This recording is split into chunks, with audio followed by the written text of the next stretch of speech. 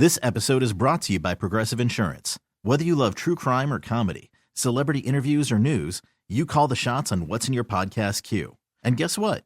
Now you can call them on your auto insurance too with the Name Your Price tool from Progressive.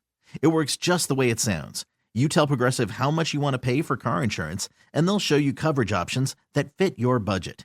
Get your quote today at Progressive.com to join the over 28 million drivers who trust Progressive. Progressive Casualty Insurance Company and Affiliates. Price and coverage match limited by state law. You're working from home. You settle in with a cup of coffee, ready to get the day started. Before you look at that to-do list, turn on your favorite Odyssey sports station on your smart speaker. We'll keep you company and bring you the latest updates from your teams while you tackle your inbox or get ready for another meeting that probably could have been an email. Power through the workday with the entertaining sports coverage you love from the local voices you trust. Just ask your smart speaker to play your favorite station. Are you a bartender that dreads the phrase, "Hey, can you put the game on?" At Sports on What, we understand your pain and we're here to help. Over-the-air, satellite, cable, or streaming, Sports on What knows what channel the game is on, and you can too. Follow your favorite teams, set alerts, and filter by provider to get the results you need. Stop wasting time searching and never miss kickoff again. Just download the Sports on What app, and you'll always know how to watch the game. Available for Android and iOS. Start your 7-day free trial when you download Sports on What and subscribe today. And now, here's the question. Hola, bitches. Good day to you and yours. All right, in the last few years, thanks to rampant shoplifting and retailers ordering employees not to do anything about it, a lot of stores have started locking up some merchandise. Perfume, cough and cold medication, batteries, Legos, contact lens solution, and now underwear. Now, my first thought was, who's stealing underwear? Well, a 19-year-old in Irvine, California, he steals underwear. Now, sure, he also stole some cash and credit cards, but according to police, his main prize is women's used underwear, which is strange, but it pales in comparison to the Colorado man who has stolen $30,000 worth of underwear from 30 different women over a 3-year period. That's a lot of underwear. But then there's Kansas City Chiefs quarterback Patrick Mahomes. He could maybe use more underwear. He confessed that he's worn the same pair of underwear for every game that he's played. Now, to put this in perspective, he's played for 8 seasons. And according to him, he washes them, and I quote, every once in a while. But he won't wash them when they're on a hot streak. So it should be noted that Mahomes' overall record is 76-22. So his underwear, yeah, they don't get washed much. Now, on some level, you might think that will qualify as underwear to eventually become like a collector's item. Yeah, I got bad news. They tried that a few years ago at an auction in England when they attempted to sell a pair of, not making this up, pea-stained underwear worn on stage by Elvis Presley. Did not get a single bid. Go figure. But we've got underwear stories for days, oddly enough. But before we get to those, we want to hear your answer to today's question, which is, why was underwear part of the story? To be a part of the big show, call 206-803-ROCK. Like the Men's Room on Facebook, follow us on Twitter and Instagram at Men's Room Live, and send your emails to the Men's Room at KISW.com. This episode is brought to you by Progressive Insurance. Whether you love true crime or comedy, celebrity interviews or news, you call the shots on what's in your podcast queue. And guess what? Now you can call them on your auto insurance too with the Name Your Price tool from Progressive. It works just the way it sounds. You tell Progressive how much you want to pay for car insurance, and they'll show you coverage options that fit your budget. Get your quote today at Progressive.com to join the over 28 million drivers who trust Progressive. Progressive Casualty Insurance Company and Affiliates. Price and coverage match limited by state law. You're working from home. You settle in with a cup of coffee, ready to get the day started. Before you look at that to-do list, turn on your favorite Odyssey sports station on your smart speaker. We'll keep you company and bring you the latest updates from your teams while you tackle your inbox or get ready for another meeting that probably could have been an email. Power through the workday with the entertaining sports coverage you love from the local voices you trust. Just ask your smart speaker to play your favorite station. The debauchery rolls on. You're listening to The Men's Room with Miles and Thrill. 99.9 KISW. Hello, Machalos, away we go. Welcome to Season 19, Episode number 4181. What a large and a charge program we have for you today. Oh, yeah. Guaranteed future repeat. Once again, we will sit and spin. Today, we head to the arenas, the stadiums, and the ballparks for the 10 worst stadium anthems of all times. Baseball's winding up. Football season's just getting underway. Won't be too long before we'll see a little hockey out there. Maybe in the future, some NBA basketball. But either way, the sporting time of the year. And one thing we know about sports, the DJ involved in the arenas, the ballparks, they like to crank it up and pump up the crowd. Of course. And you know the standard tried and true. You know the Welcome to the Jungles of the world. You know the bell when Hell's Bells comes on from AC/DC, the Crazy Trains from Ozzy. You know the sports anthems that more than likely, doesn't matter what city you are in, Smells Like Teen Spirit from Nirvana, they are going to be played in certain arenas. Oh, yeah. If you go to Pittsburgh, Pennsylvania, this is a true story, and you go to what used to be Heinz Field. I cannot remember what they call it now. Some name I can't remember. We still call it Heinz Field, but it does have a different name. Yes, it does. But they are famous typically when they're either trying to fire up the crowd or sometime after halftime, they will play Styx. Now, I know what you're thinking, Styx. And I'm telling you right now, they play Styx to fire up the crowd in Pittsburgh, and it works, and it's worked for at least 25 years. If you thought Styx would be the band that will sell out in Pittsburgh, even on a North American World Tour, where they will not sell out anywhere else. Simply because Pittsburgh's a good city for Styx. They like Styx. Yeah. And they play Styx. And they get the fans fired up. Today, we are not doing that. We're hypothetically put together a list of what could possibly be the 10 worst stadium anthems of all time. Yeah. Which might be kind of entertaining if you were actually at the ballpark. Could be. But I think you would play these songs when you're introducing the opposing team. These songs are worse than Renegade. I'll just put it that way. But either way, we're going to see if this would work out if we were to use some of these songs to actually be stadium anthems. Yeah. To see if we could get the crowd fired up. And we'll put that in a hypothetical situation coming up today. Yeah, we got it all set up. You'll enjoy it, or you won't. Yeah, it's going to be a good one. 10 worst stadium anthems of all times coming up as we sit and spin. Also, some updated locations on the Men's Room IPA from Black Raven Brewing. Keep in mind, if you are headed to T-Mobile Park, we do have some locations down there for you. It's on draft in Section 319 and in Section 243. That would be the third base bar. Good Hops Beer Stand also has it on draft. In cans, head on down to the Hit It Here Cafe. Might not be a bad place to be tonight as the Yankees are in town. Maybe a left field bleacher seat if you're into one of those Aaron Judge balls. Right. But either way, we'll give you all the sections where you can find it in cans as well in the bright yellow can. If you're looking for the Men's Room IPA tonight and you're headed down to T-Mobile Park. And today on The Question, we're going to talk about underwear and how underwear was a part of the story. And we'll start with this one. The Lakewood Police Department announced just on Friday that they had a suspect who's been identified and a warrant issued following a lengthy investigation after multiple reports of serial underwear thievery. According to the police department, a warrant was issued for Hugo Hernandez on multiple counts of theft and burglary after being accused of stealing women's underwear from more than 30 victims. Lakewood PD says that Hernandez was being investigated for over 3 years after being suspected of stealing laundry from the Lakeview Towers apartment complex dozens of times. I hope he's at least grabbing the clean laundry. Primary items that were stolen from the complex included women's and children's underwear, bras, and lingerie. Police say a search warrant at the suspect's home led to the discovery of over 500 items of evidence that belonged to a victims aging from 6 to 69 years old. The cost of the underwear totaling over $30,000. Good Lord, man. The department says it needs the public assistance in searching for Hernandez, as his whereabouts remain currently unknown at the present time. That's such a weird thing to go on the lam for, you know what I mean? I'm hiding from the cops, I'm living off the land in the middle of I stole $30,000 worth of underwear from people. Mm-hmm. Yeah. Also, in this day and age, I feel like with like OnlyFans and stuff, you can buy all the used underwear you want. Yes, you can. That's what I don't know if it's the thrill of stealing, which seems stupid because I feel like you'd steal something of value. But you're right. Like, if you want used underwear, man, you just put the word out there. You'll get it. Oh, yeah. Yeah, you'll get it. Hell, in Japan, they have the used underwear vending machines.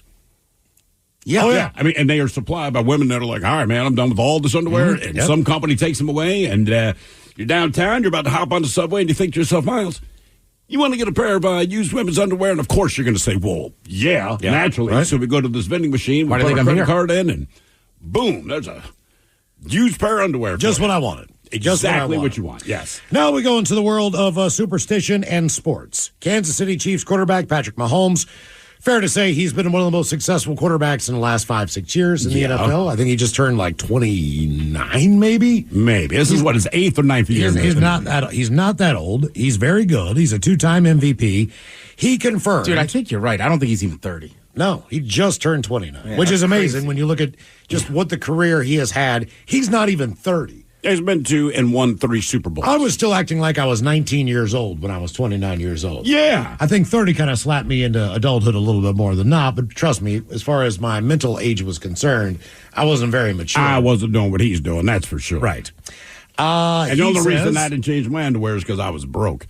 That he has worn the same pair of red underwear in every game since starting his NFL career. The Chiefs play caller revealed he's worn them in his first season. Kansas City went 10-6. I threw them on that first season. Pretty good season. And that season, I just started with the underwear superstition. He says the underwear isn't as gross as one might think. Yes, it is. I only wear them for game day, so they're not too worn down. They're not these nasty underwear. I clean them. He says he washes the pair of underwear every once in a while. Every once in a while. To keep the Chiefs' winning streak and his playing style up to par. If we're on a hot streak, I can't wash them, I just got to keep it rolling, As long as I'm winning football games, I'll keep the superstition going, according to Mahomes. So put it in perspective, somebody sent us a text here. It says, Sidney Crosby of the Pittsburgh Penguins, all right? He has worn the same jock since juniors, which is under 18. Then I had to put it in perspective. He's going to start his 20th year in the NHL next month. Same jock, right? But does he wash it, at least? I would just assume anyone would wash it. Patrick Mahomes surprised me when he's like, look, I don't wash it if we win. And that'd be one thing if you play for the Panthers or the Giants. It's different when you're Kansas City. Like, bro, you guys don't lose much. You know what I mean? That's got to be some nasty. And I get it because I'll do it with like my Ravens jersey, which, side note, this year has been laundered plenty. Spotless. But it is absolutely spotless, Dad. I will say that. But, like, man, you're the Chiefs. You guys win a lot of games. Right? Yeah. All the time. His first season, they were 10-6. Right? And it's not like he's gone downhill. So it's like, oh, man, I don't wash him if we won. Like, I got some sports superstitions, but I'd be like, dude, I'm washing these. I'm washing my underwear. My roommates, we were in college, 2-bedroom apartment. We both had water beds, keep in mind, because that was the big thing to do in 1990 or whatever it was. So he had a girlfriend that he was on and off with from the time that they were 16 from his hometown, high school sweetheart, blah, blah, blah. But as things go, a couple of years in college, she goes away to another school. He goes to my school. Things end up happening, as everyone knows. I mean, I think everyone tries their best to maintain a long-distance relationship when you're that young and you're partying and you're surrounding yourself with new people and getting to see it all the time. It's the toughest age. Yes, it is. I mean, that's the time of opportunity. So yes. So one weekend comes in, and she's coming to town, and they're going to spend the weekend together. I'm still living there. Free reign. I mean, whatever. Yeah. I don't care. But the first nights, things go fine. All right. So she comes in on a Friday night. They go out. They come home. They do the thing. Now, Saturday night rolls around. Now, I am gone all day Saturday. I was working all day. I come home at about 5, 6 o'clock in the afternoon. I'm going to jump in the shower. I am ready to go out. I've been working all day. Cool. Come home, get up to the door. This is a small 2-bedroom apartment, and I hear her screaming at Chad. I mean, absolutely losing her mind. And I'm hesitant to open up the door because I can just hear the friction. But he's not saying anything. It's a one-sided conversation. That's always the worst. I walk in. It's not good. I've been on his side of things where I'm like, I can't. I walk in. I've got to, I close my bedroom door. I get my clothes all situated. I'm going to take them into the bathroom with me. I'm going to get dressed in there with shoes, and I'm leaving right after I get out of the shower because I was doing outside work all day, working for my buddy who's a pesticide guy. So anyway, so I go in there to take a shower. I still hear them arguing, and I still hear her screaming through my entire shower. I shorten the shower up. I go outside. I'm fully dressed. I'm ready to walk out the door. I've got my hand on the doorknob. I'm almost out the door. She blasts open the bedroom door, and she said, Miles, you got to tell me the truth. I was like, what? She's like, who is Chad sleeping with? And I'm like, you? I have no idea. She's like, explain these. And she holds up this pair of underwear. Now, unbeknownst to me. How are you supposed to explain a pair of women's underwear found in your roommate's bedroom? I'll tell you how. Because apparently, much like DB, all right, when she came over, his room was a complete disaster area, and he had not really made his bed. Now, water beds are a little bit harder to make as far as getting the edges and being able to tie them around and having them stay on. She determined she was going to actually change the sheets, put new sheets on the bed because she thought they were disgusting, and she wanted to make the bed when Chad was in the shower, all right? So she starts making the bed, and what does she find in the crevice between the pads and the blue waterbed mattress? She finds a pair of women's underwear. And they are lacy. They are. Yeah. These are not practical underwear. These are underwear that say, these are not day-to-day underwear. These are underwear that. I planned on seeing you today, and I planned on having sex with you today underwear. That's what they should just. There was a string up the back. That's all. I mean, when she held these up, I'm like, what? I couldn't even tell what it was initially because they're all kind of wadded up, and then she held them up, and I was like, I don't know whose underwear those are. I don't know. They're not mine. Right. And so Chad, of course, blamed it on me and said that I must have taken a woman or had a friend over when he was out of town. To sleep in his waterbed, in spite of the fact that you have a waterbed. I have my own bed. It would be believable if you did not have a waterbed. There's some element of that makes sense, but like, so Miles slept with a girl and didn't want to sleep in his waterbed. He wanted to sleep in your waterbed. So she said, and he's trying to tell me that those are from someone that you've been with. And I was like, in your bed. I said, were you guys in my bedroom? And she said, no. I said, well, where did you find them? And she showed me where she found them. I'm like, I got to go. So I'm like, I just got to leave, man. I got to get out of here. So I'm like, bye. I'll see you guys later on, whatever. So I go out, and it's like 10 o'clock at night, somewhere in there, 9:30 at night. And I'm sitting at the bar with a couple of my buddies. Who walks in? Chad. And he just walks up. He's like, man, I'm sorry. I'm like, all right, well, what happened to Steph? Where is she at? Right. She drove home. I was like, you mean like 6 hours home? Like back to where she just got in her car at, 6 o'clock at night and drove. She's driving home right now. He's like, yeah, man, she left. And I was like, dude. And he's like, yeah, I know. He's like, but, whatever. So guess who was in that bar that night? Guess who was in the bar that night? The other chick. Thank you. Yeah, obviously. She was in the bar. Yeah. And so. What did she look like? She wasn't bad looking. I mean, just curious. She was also from his hometown. It was someone that he knew growing up as well, and she probably knew this person too. I didn't got to get into that.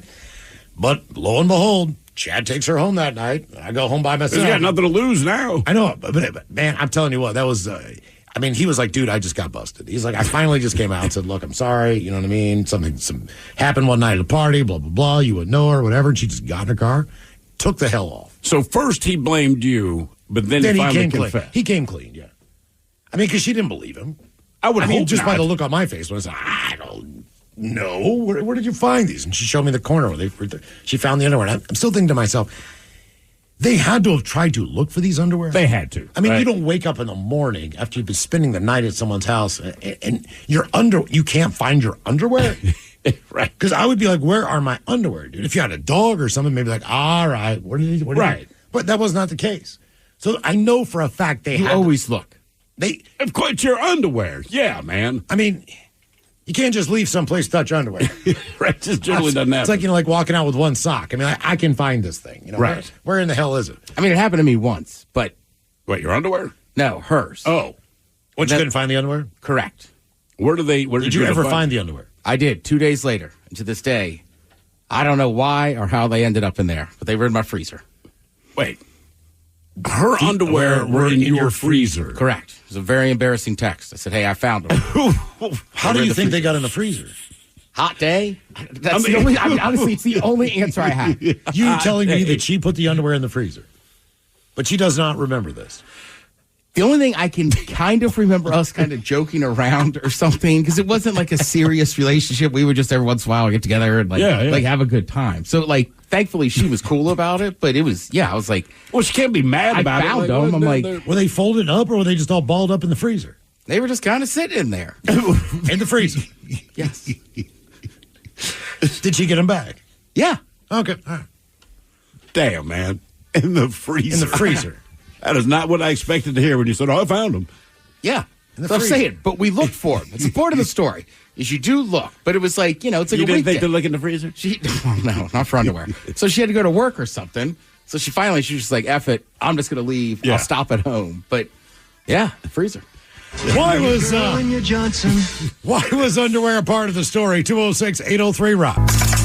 99.9 KISW. The shenanigans continue. This is the men's room with Miles and Thrill. Oh, Delta Airlines has told prospective flight attendants participating in the company's latest interview rounds that they got to wear underwear. A leaked document detailing the airline's appearance requirements for applicants interviewing to work at the airline was viewed by travel news site Paddle Your Own Canoe. The document reminded candidates to wear undergarments that are not visible when attending in-person assessments. Undergarments that are not visible. In the interest the of- idea of undergarments? Of transparency and clarity for all prospective candidates, we're encouraging people to dress for success, give a great first impression as they aspire to join the flight attendant ranks. A spokesperson for Delta told Business Insider, commenting on the leaked memo. Delta reopened applications for flight attendants at the beginning of September for the first time in over a year. According to Paddle Your Own Canoe, the airline also reminded interviewers in the document that profanities should not be used during the interviews, chewing gum is not permitted, and that flight attendant hopefuls must maintain their personal hygiene. Delta Should you have representatives to tell people this stuff for a job interview? Yeah, that's my old effing job. Yeah. Come on. Well, they're doing interviews in Connecticut, Florida, Minnesota, New Jersey, and Washington. The airline's interview process involves 5 stages. After submitting the application, there's a viral job tryout, a video interview, and an in-person event day that includes another interview. Successful applicants then receive a conditional job offer. If they want to hire them, then they undergo 7 weeks of training. All right. They say when they show up, got to be wearing proper underwear. Well, I or mean- ones that you can't see, or just wearing them in general. I feel like there was a period in the early 2000s where everybody was rocking low-rise jeans. Sure. But like, that's not really a in look right now. No, not something that you would probably wear to an interview. I wouldn't think so. No. Our question, why was underwear a part of the story? 206-803-ROCK. Hello, Loretta. Welcome to the men's room. Hola. Hola. So So my story is my ex-husband and I, we got married in 2001. And for our honeymoon, we decided to take a cruise down the Mexican coastline. And on the cruise, we got an invitation to one of the shows, which was the Newlywed Show. all right. And so they called us up, and we were on the Newlywed Show. And one of the questions to my husband then was, if there was one thing that your wife has that you would like her to get rid of, and his answer was, my wife's granny panties. Damn. In front of the whole cruise ship. So they were doing it on the ship. They're basically doing their version of the Newlywed Game with the people who are taking the cruise. Yes. Okay. But Got you it. don't know this, right, until they do the answer reveal, correct? Yeah, exactly, yes. What did you think that he wanted you to get rid of? What was your honest answer that you thought, probably needed to... I thought maybe it was like something in our house decor, or I really had no clue. So, Yeah, like an old I stuffed think my animal. aunt, yeah. No, your big, I think ugly it was granny like- panties. I think then I answered was like I had this dolphin collection. So I collected dolphins from all over the place and just little statues. And so I was thinking, okay, he wants me to get rid of all this clutter or my dolphin collection. He can get past that, but did you wear granny panties, as they're called? I really didn't think that they were granny panties, but I was horrified. So did you change your underwear buying habits? Because at that point, now you know for a fact that your husband thinks, whatever you might think, he thinks like these are old women underwear. Oh, for sure. I actually have not worn underwear since. You haven't worn underwear? 2001. Okay, well, that's a pretty good story right there. How long have you been married? Okay. We were married for 15 years. He passed away 5 years ago during COVID. Okay, and he wouldn't have if Miles didn't ask. Yeah, but you still don't wear underwear. I still don't wear underwear. It really affected you that much. You're like, F it, I'm just not wearing it at all. Yes, exactly. And I save a lot of money that way, too. Well, sure. Yeah. That's. Have you run into any problems with that, like wearing a skirt on a windy day? No. What kind of pants do you wear for work? Jeans. All right. Okay. I mean, to me, that would feel, I think, a little bit uncomfortable just based on the seams and everything else going on to the front, the zipper area as far as a guy. Well, yeah. I mean, I used to go commando. I thought it felt great. Then I zipped my D in the zipper, and I've worn underwear every day since then just to prevent that from happening. But, all right, now I have a question for you, okay? So you're wearing jeans on average every day, and without underwear, because I'm sure you've looked in the mirror, is camel toe more pronounced or is it more hidden? I think it's more hidden. I really can't see camel toe. Really? Have you dated since your husband passed on?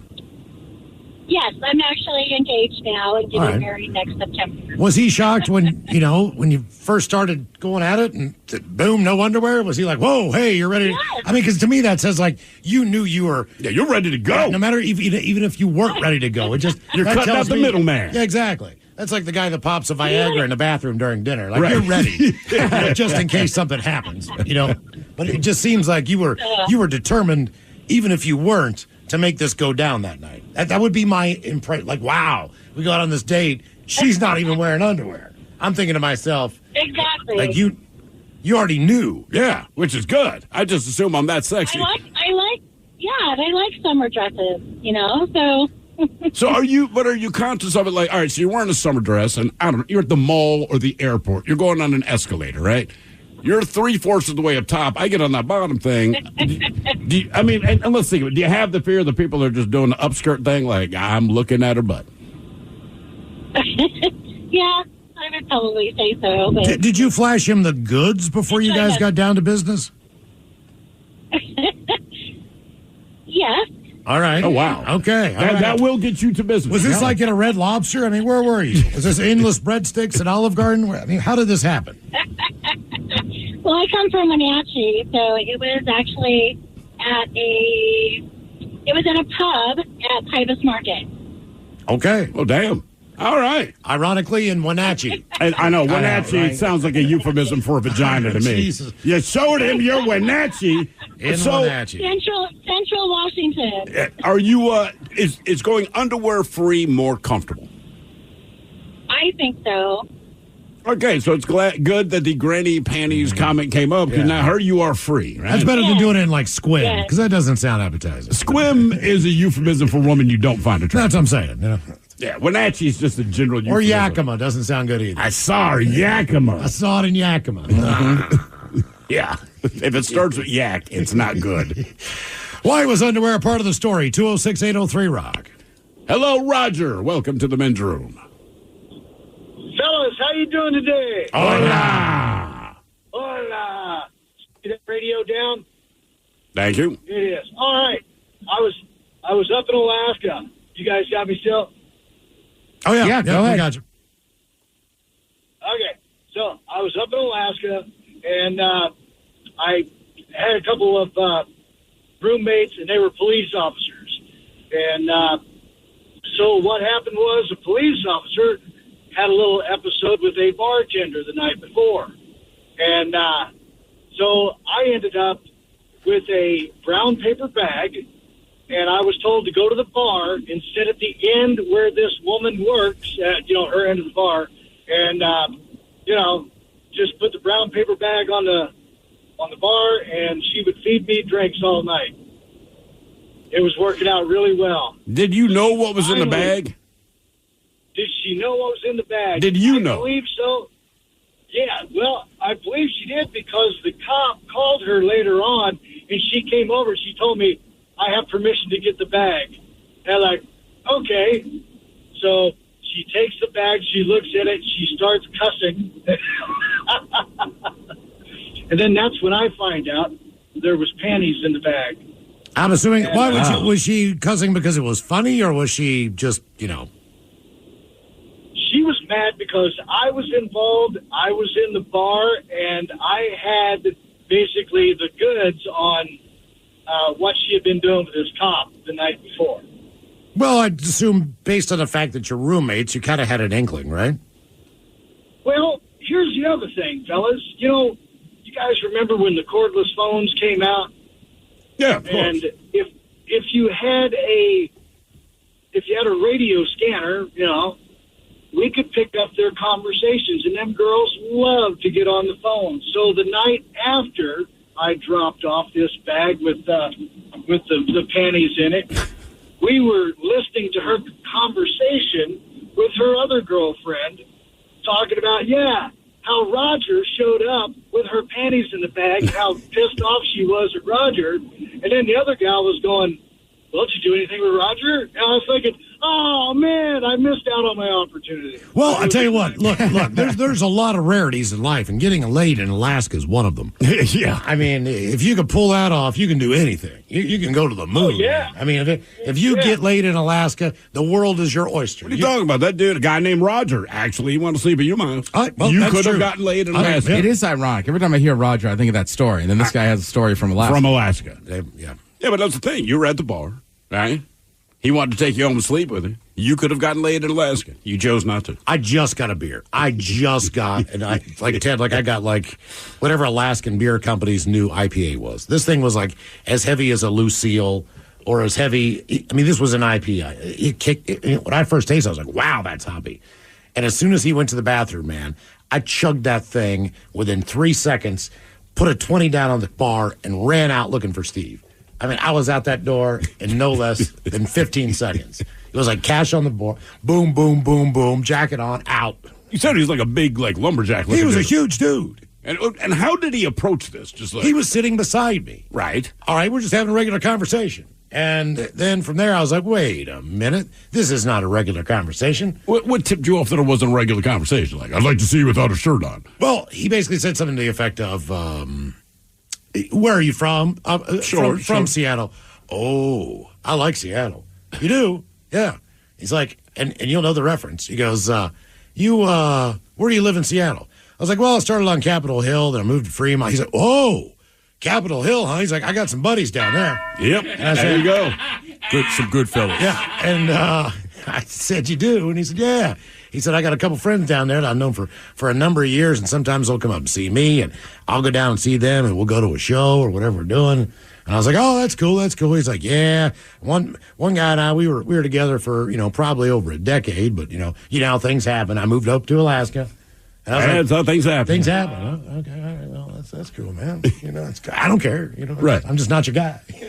Did he want to take you back to his apartment or something? Pretty much, yeah. He basically invited me back for a beer. Hey, man, you want to hang out? I'm like, no, man. I'm right down the road in the hotel there. Here for a weekend with friends, Bring your friend. Hang out. That was not what I expected. That was the last. In the meantime, I'm walking back, and I'm trying to justify this. I'm like, you know what, man? To be honest with you, if someone finds you attractive or good looking or whatever the deal is, okay, I'll take that. Sure. I'm just not interested. Right. Well, at least I'm not as ugly as I think I am. I'm trying to figure it out. You never know. Roger may have been like, I really like ugly guys. Oh, this guy looked like he fit the bill. He looked like, oh my God, Paul Bunyan. Right. I mean, this dude was big old, I don't know, flannel jacket kind of thing with a liner on the inside, red and black checkers, camo pants on. I mean, look, I lived on Capitol Hill for a long time, 2 different stints, and it happened to me often. But especially the last place, because me and my one friend have similar body types, I think it's fair to say. Right. And this one older guy is just like, you boys are going to CC's, huh? I was like, nah, man, we drink next door at that bar. And he's like, okay. Whatever. And we were like, thank you, but honestly, you know what I mean? I was like, no, we're not. And he's like, okay, yep, heard it before. Right. See, I mean, he was just like, yeah, whatever, you two bears. Yeah. Look at you big old silly bear. That's basically what it was. And I mean, he wasn't being mean. Right. He was just like, okay, yeah, all right. I'll keep your secret. Yeah, super secret guy. Yeah. He could throw a spiral and change your oil. Yeah, thanks, dude. Just not my I didn't thing. see this coming. Why was underwear part of the story? 206-803-ROCK. Hello, Ken. Welcome to the men's room. Hola. Hola. Well, my underwear story kind of goes like this. I was, many years ago when I was a young man, I was working at a very large pharmaceutical company. And it's Friday night. I get off work, go home, get ready, go out, and I go down to Polyesters down there in Seattle. I don't know if you guys remember that place. And I'm, dancing, having a good time and everything. A couple of rather attractive girls kind of approach me, and they start chatting me up and everything. And I'm, wow, this is pretty cool. And then they tell me that they're at a bachelorette party and they need a guy's underwear. And, for some scavenger hunt kind of thing. And I'm like, okay, well, I'm pretty, I want to help the girls out, of course. So, I give them my underwear, give it to them. And, all right. What kind of underwear are you rocking? You rocking the tidy whities back in the day or something a little better? The boxer briefs, the Hanes black ones. Okay, gotcha. But anyway, so, everything's clean. I'm freshly showered and all that. So I got no issues handing my underwear off to a couple of girls. And, so anyway, I'm commando the rest of the night, have a great time, and then go home, Go to work the next morning. I'm at my desk, and at about 9:40, one of the women, I can't remember her name, but I remember exactly what she looks like. And there's a big, large company. There's like maybe 400 employees in this building, and she's a big shot. I mean, everyone knows who she is. Anyway, she comes walking up to my desk, and she goes, "Hey, Ken, were you at Polyesters last night?" And I go, "Well, yeah, as a matter of fact, I was." And she sets a little brown paper bag down on my desk, and she goes, "Here's your underwear. My daughter says thank you." Oh my God, your daughter. The daughter? Her daughter. It was her bachelor. She was either the girl getting married or she was the best maid of honor or whatever. But anyway, because when they pre-chatted me, they got my name. You work at a pharmaceutical place down in Kirkland and all that. And so, of course, when she tells her mom, I know exactly who that is. That's, Ken, and he's in this department. And, I was so embarrassed. It was unbelievable. I was so mortified. Did it ever come up again? And did you make any comment about your underwear?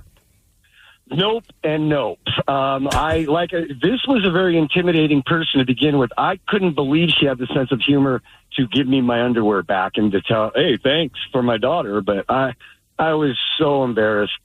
But, you got to help a young lady out when in need. Yeah, but you know what? You kind of got a probably an in with her to a certain degree as far as her just liking you as a person. Just, you were a free spirit. You didn't hook up with any of them or anything like that. You just gave him your underwear. Here's a scavenger. I'll give you my thing. You guys have a great night. Do your stuff. Exactly. Be a gentleman. Always. Yeah.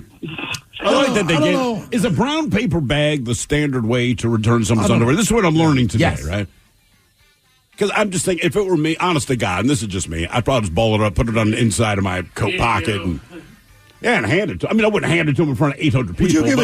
Would you give a random woman your underwear in a bar if it was something like that, like a gag treasure hunt thing, whatever? Yeah. $50. It depends on what I've done that day. I was going to say, it'd have to be closer to us starting work. Excellent call. And closer to shower time. That's what I'm saying. Like, what if you... If it's like a Sunday and I'm meeting Ted and Sean and we're going to the bar, and at that bar, I've gotten there, I've been there for like maybe an hour. Sure, yeah. No, but he said this is a nightclub. Right. If it's been all day, I went to the auction in the morning, I came here in the afternoon, and I then took a bus to get down there. I've been dancing all night, a couple hours. I mean, good for him, but I was like, at that point, I'd be like, you don't want them. Dude, seriously, are you going to smell these? Are you going to examine them? Right. Yeah. I think what I would do is, I'll tell you what, I'm going to go to the bathroom, I'm going to pull them off, and I'm going to hand them to you. You can make a decision about whether or not you want to hand them back. Right. Why was underwear a part of the story? 206-803-ROCK. What's up? It's your boy, the Ted Smith from the Men's Room. And did you know I have a podcast? Well, I do. The Podcast. New episodes uploaded every Wednesday on the Odyssey app.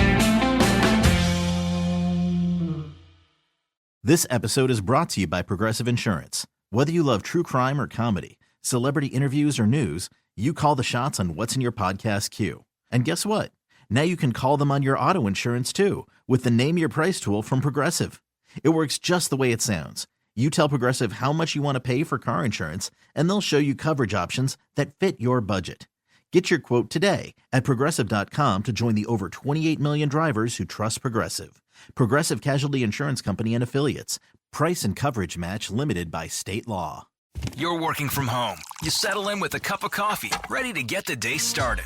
Before you look at that to-do list, turn on your favorite Odyssey sports station on your smart speaker. We'll keep you company and bring you the latest updates from your teams while you tackle your inbox or get ready for another meeting that probably could have been an email. Power through the workday with the entertaining sports coverage you love from the local voices you trust. Just ask your smart speaker to play your favorite station. This episode is brought to you by Progressive Insurance. Whether you love true crime or comedy, celebrity interviews or news, you call the shots on what's in your podcast queue. And guess what? Now you can call them on your auto insurance too with the Name Your Price tool from Progressive. It works just the way it sounds. You tell Progressive how much you want to pay for car insurance, and they'll show you coverage options that fit your budget. Get your quote today at Progressive.com to join the over 28 million drivers who trust Progressive. Progressive Casualty Insurance Company and Affiliates. Price and coverage match limited by state law. You're working from home. You settle in with a cup of coffee, ready to get the day started. Before you look at that to-do list, turn on your favorite Odyssey sports station on your smart speaker. We'll keep you company and bring you the latest updates from your teams while you tackle your inbox or get ready for another meeting that probably could have been an email.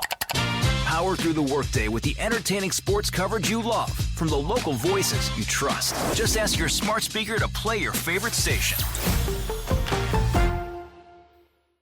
Are you a bartender that dreads the phrase, hey, can you put the game on? At Sports on What, we understand your pain and we're here to help. Over-the-air, satellite, cable, or streaming, Sports on What knows what channel the game is on, and you can too. Follow your favorite teams, set alerts, and filter by provider to get the results you need. Stop wasting time searching and never miss kickoff again. Just download the Sports on What app, and you'll always know how to watch the game. Available for Android and iOS. Start your 7-day free trial when you download Sports on What and subscribe today.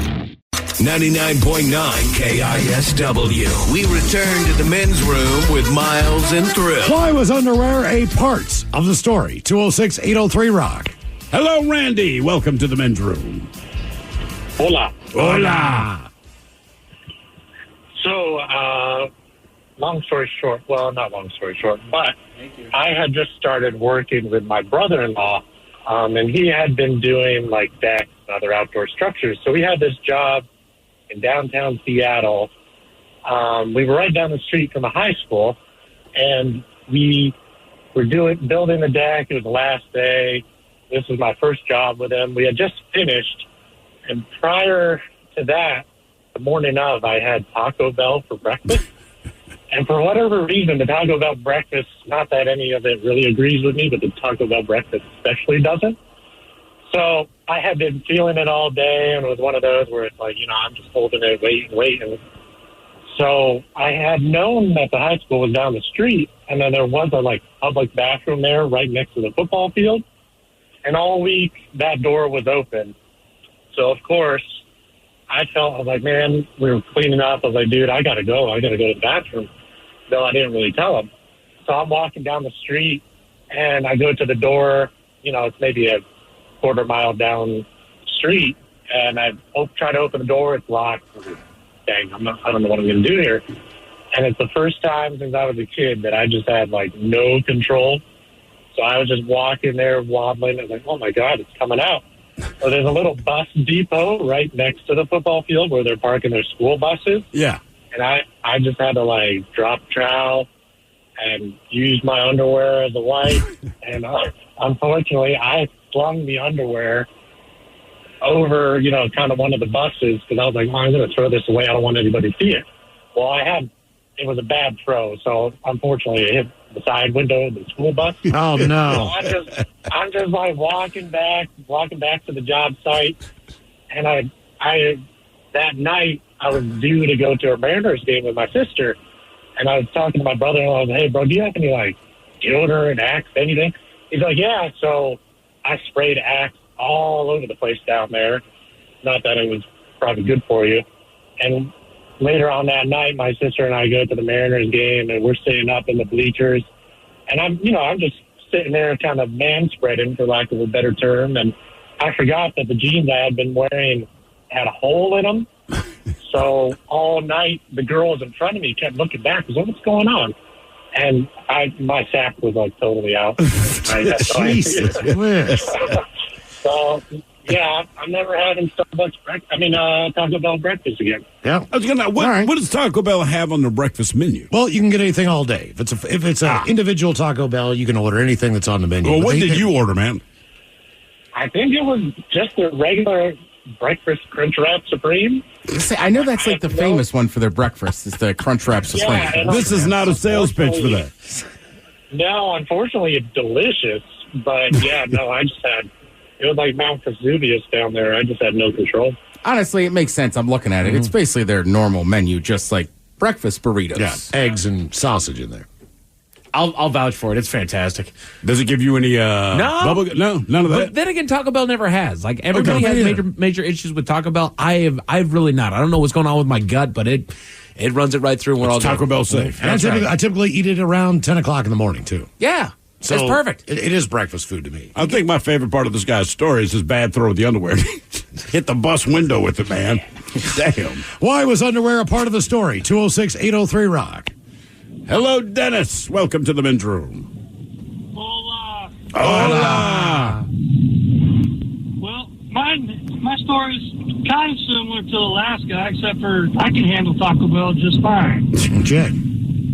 But anyhow, it was a bright, sunny summer morning, and I loaded up the truck, grabbed my coffee, threw on my flip flops, and was headed down to the transfer station from Kent to Auburn, which isn't a long drive, but it was a long drive that day. And I got about halfway down, and I started feeling the gurgling from just coffee or something. I'm usually regimented. And it wasn't, I didn't do what I normally do in the morning.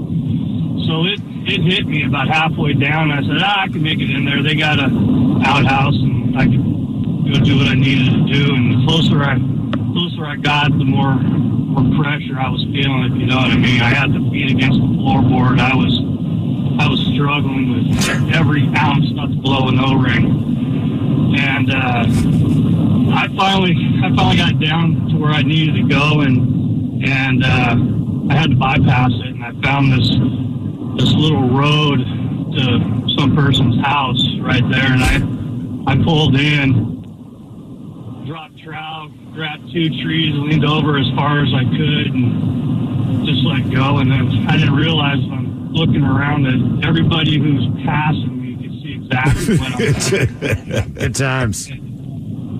Was not pretty. So I finally got done, had to lightly keep my feet on my flip-flops, try to get my pants down so I could use my undies to clean up everything. And then once I thought I was done, round 2 hit. Oh, no. And I was just like, oh my God, what am I going to do? So needless to say, off came the socks and a T-shirt that I was wearing. I had to show up to the transfer station wearing a pair of flip-flops and shorts and my baseball cap. Was not looking real pretty. Did you find a shirt to wear for the rest of the day? Well, yeah, when I got home. Yeah. I was feeling extra sexy that day, let me tell you. After Are people just giving you a weird side eye? What's that? Are people just giving you weird looks? Oh, yeah. They knew exactly what was going on. As I was pulling in, they were like looking at me going, "How's that guy?" Oh, you think they pieced together like he was about to crap himself? Oh, yeah. Well, they could see as they were passing the other way because they were going to get in line. And, Oh, God, right. Yeah. Oh. yeah, when I finally finished up and got in line, they knew. There's a couple of people that passed up, they knew basketball was on. Good times. Good times. Why was underwear part of the story? 206-803-ROCK. All right, here's a hypothetical question for you, right? So we get a lot of people to call. They realize they got to take a dump. They're driving their car, right? So after work today, we're all going to hop on I-5, go our separate ways. What % of people that you pass or pass you on I-5 just from here to home do you think have to poop really bad? Ooh. You think it's as high as like 5%? Oh, I bet it. Right, so it's roughly I bet it's rush higher. hour. You think it's higher than 5%? Well, it's probably higher in the morning. You think? Well, yeah, as people, like, most people, like a high percentage of people just poop in the morning. Yeah. And you might be drinking coffee on the way. And then some people, like, their routine is to get to the office. It's the first thing they do. Right. Oh, I've seen So you're going to say in the morning, the percentage is higher than the evening, but you think it's higher than 5%? I think 5%'s about right. I have no idea I'd how to set the quantify over-under this. around 15%. Really? There's a lot of cars on I-5. All right, so I'm looking out the window. I'm looking at I-5, right? I-5 is directly outside of our window. Watching these vehicles go by. And, Ted, I hope you're right, because if 15% of the people driving by right now really have to poop, that makes my day. I don't know why that makes me so happy. I saw a woman, we were doing an event, and I got into basically just standstill traffic on I-5 at JBLM to the point where... That's where you're going to stand still. We did not move for 40 minutes. We literally, people were turning off their motors. We just weren't, whatever the accident was in front of us had really just jammed everything up. And there was a woman who was in front of us in the car, and I saw her get out of the car, her front door, with a wad of napkins in her hand. Oh, yeah. And walk and just disappear over the side of the interstate. And so I don't know what she was doing. Probably just needed to take a pee. Maybe. But either way, I was like, I know what you're doing. I know where you're going. Did you roll down your window to yell that to her? I watched her leg over the guardrails and disappear down the side of the hillside. I'm like, that is not a bad idea. I was like, does anyone need to go when she comes back? I mean, like, how long was she gone? Because I was with my kids. I was with my wife. I mean, we were all in the car. Yeah. And we had not moved, seriously, in 45 minutes. So if you needed to go, she wasn't wrong. How long was the woman gone? Because that would be my gauge of she wasn't gone that long. She wasn't gone that long. She peed. Yeah. Why was underwear part of the story? 206-803-ROCK. You should have asked her. It's not like I was kind of timing you just to pee, right? Number one. Hello, Travis. Welcome to the men's room. Hola. Hola. All right, so my dad was on a work visit to a company he was possibly going to do business with, and he had to use the bathroom quite urgently, and luckily they had one for him. So he runs up, makes it in time, gets to the toilet, everything's great, except for when he goes to wipe, there's no toilet paper. Oh. So he thinks, that's all right, we'll get some paper towels. No paper towels. So he has no choice but to use his underwear to do the wiping. Goes to throw them away, there's no garbage can. Oh, no. Man. So now what's he going to do? He's going to clog the toilet and flush his underwear down. He felt too bad because he might do business with them. They're going to know the last guy up there was him. So there is a window. It's up on the second story here of this building. So he kind of pops the window, looks left and right, tosses the underwear out, and some kind of gust of wind caught him, sends the underwear, the caked underwear, and they catch on a bandsaw and hang in there. And on a bandsaw? Just laugh. Oh, my God. Right in the blade of a bandsaw. So I crack up every time thinking about the first guy who goes to use that saw. Yeah, man. Like, what is this? Jesus. So that was actually in the inside of a building. That was a shop floor. Was that bandsaw outside on a site? It was outside on the site. Okay, all right. Because typically when you see a bandsaw, it's in a shop. But the wind just blew it directly onto the blade. Yes. Yep. Caught right on a tooth of a blade. Did he get the job?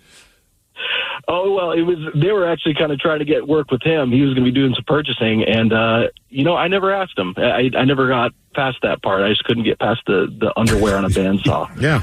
Dirty underwear on a bandsaw. That's unique. Damn, man. It's a once-in-a-life shot. It is. By the way, some people have checked in as far as the percentage of people that need to poop that are on I-5 right now. So one guy's saying, I'm guessing anywhere from 25 to 30% of people that are on I-5 coming home in the afternoon probably have to poop because a lot of people don't poop at work. That's a good call. All right. That's good thinking. Someone else checks in and says, I'm on I-5. I've got to poop right now. I'd rather try to keep a poop in than need to pee real bad. It's just a different level of pain. Sometimes it ebbs and flows in the winds. Man. Like, look, you can wake up at 3 in the morning and you have to pee. You are going to pee. Your body has woken you up. Like, go pee, man. Right? You do it. You wake up at 3 in the morning. You think to yourself, I got to poop. I don't feel like getting out of bed. And you very safely say, I'm going back to sleep, right? There's little risk, I believe, of pooping yourself in your sleep. But, like, if you've got to poop, like, gotta poop, like, you can't hold it back, I'd rather pee. I just would. I feel like, too, maybe the day of the week matters. But so what day would you say is a poop-heavy day, say on I-5? I'd say the weekend, like Saturday. Really? I don't know. I just feel like when I was a kid, right, you eat normal stuff during the week. But almost every Friday, we got some type of takeout food. Oh, right.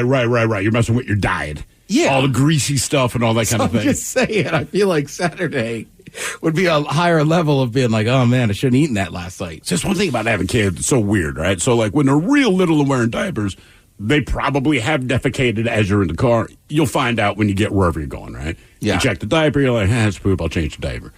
Well, the kids are at the age now, it's like, no, man, look, like, we've got to pull over. I've got to poop. And it's like, man, this kind of sucks. Almost like they need to come up with like road trip diapers. Like, look, we're in a hurry. We're going to be stuck in the car for a long time. You guys never go to the bathroom in spite of us asking you to do that. So if you've got to poop, you're doing it in your pants. It depends on where the gas station is. A lot of places, they don't have them. They don't have bathrooms. If you have more of a truck stop type of environment, sure. But a lot of places just don't have public bathrooms. We stopped at a truck stop in New Mexico. I do not recommend this, man. I don't know if we all ate the same thing or whatever it was, but we're on this road trip. We're like 3 hours into it, and everyone's kind of like, when we get to the next exit, like everyone has to go to the bathroom, and everyone has to poop.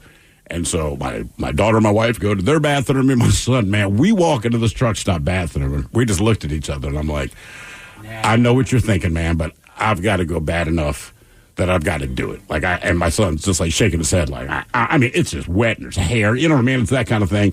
So I finish up my business. He's still just contemplating, staring at like the floor in there, and I'm like, man, you got to suck it up and do it. He's like, I was like, look, you can either poop your pants or use this nasty ass bathroom. Yeah.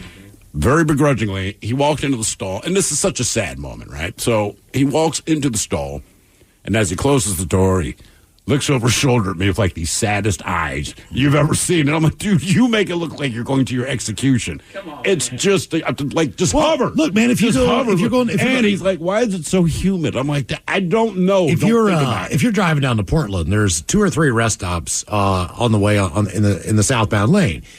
They have these huge ass troughs for using the bathroom to go number 1 in the men's room. They have one stall to go number 2. So whenever you stop at those restrooms to go in, there are 5 guys lined up. Right. And that's bad, against the wall, you know, just waiting for that one stall. And you walk in and you got to pee. You're like, ha, ha. But I mean, if you had to go, you're still 15 minutes before you're going to be able to even get a shot. Those bathrooms, and then like, you ever have like one of those flights, like you got to be at the airport at like 4:30 or 5 a.m.? That's the same thing, man. I feel like you go in the men's room and you're just standing. It's just like other dudes. It's like everybody's doing the same thing. Right? But everyone, for whatever reason, people unload at the airport. Oh, my God, like, man. Typically, you don't like to play an away game, but for whatever reason, people get to the airport, they're like, oh, I'm home. Let her rip. The other thing I found about the airport bathroom, man, you walk in there and there's 100 dudes in there, and you're like, oh, but then you realize maybe 10% are actually using the bathroom. It's one of those, everyone's been holding a fart. Yeah, when you get off the plane. And man, I mean, and I don't know if women do it too, but man, you walk into the guy, right, that's all you hear.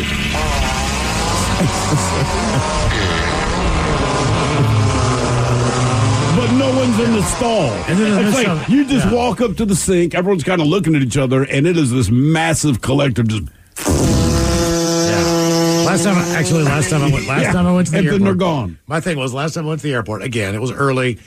Like the caller earlier said, I have a routine, but this was way before my routine kicks in. Yeah. So I get to the bathroom. I've got my luggage in there. This is my last stop before I'm going to go to the gate. I've already been and gotten breakfast and all that crap. I'm like, I just need to do this real quick.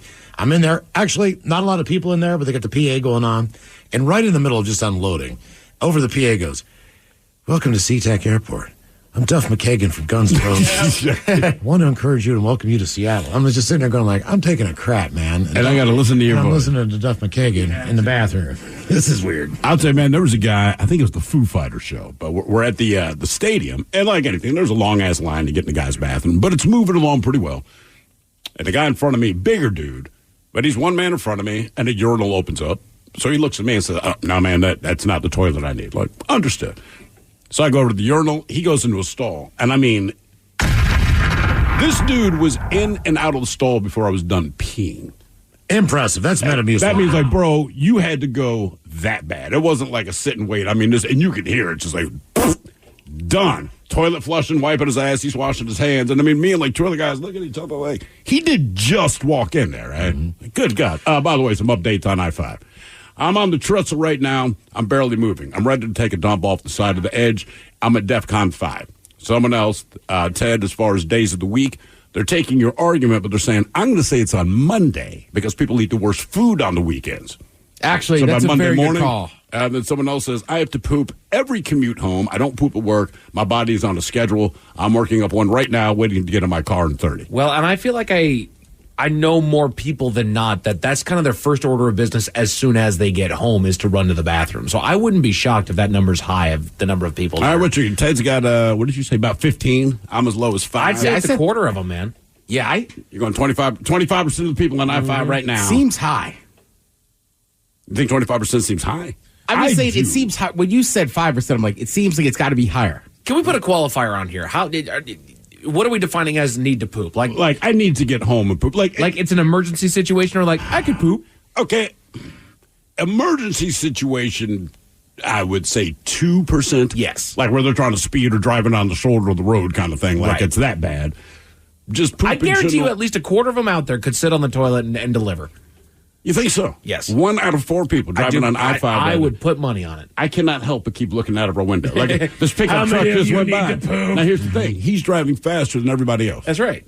He's got to poop. He's got. Seriously, like he's going probably 20 miles an hour faster than everyone else. Nearest rest stop's freaking 20 miles down. It is. It's tough, man. I mean, some people just drive like they got to poop all the time. They do. My wife drives like that.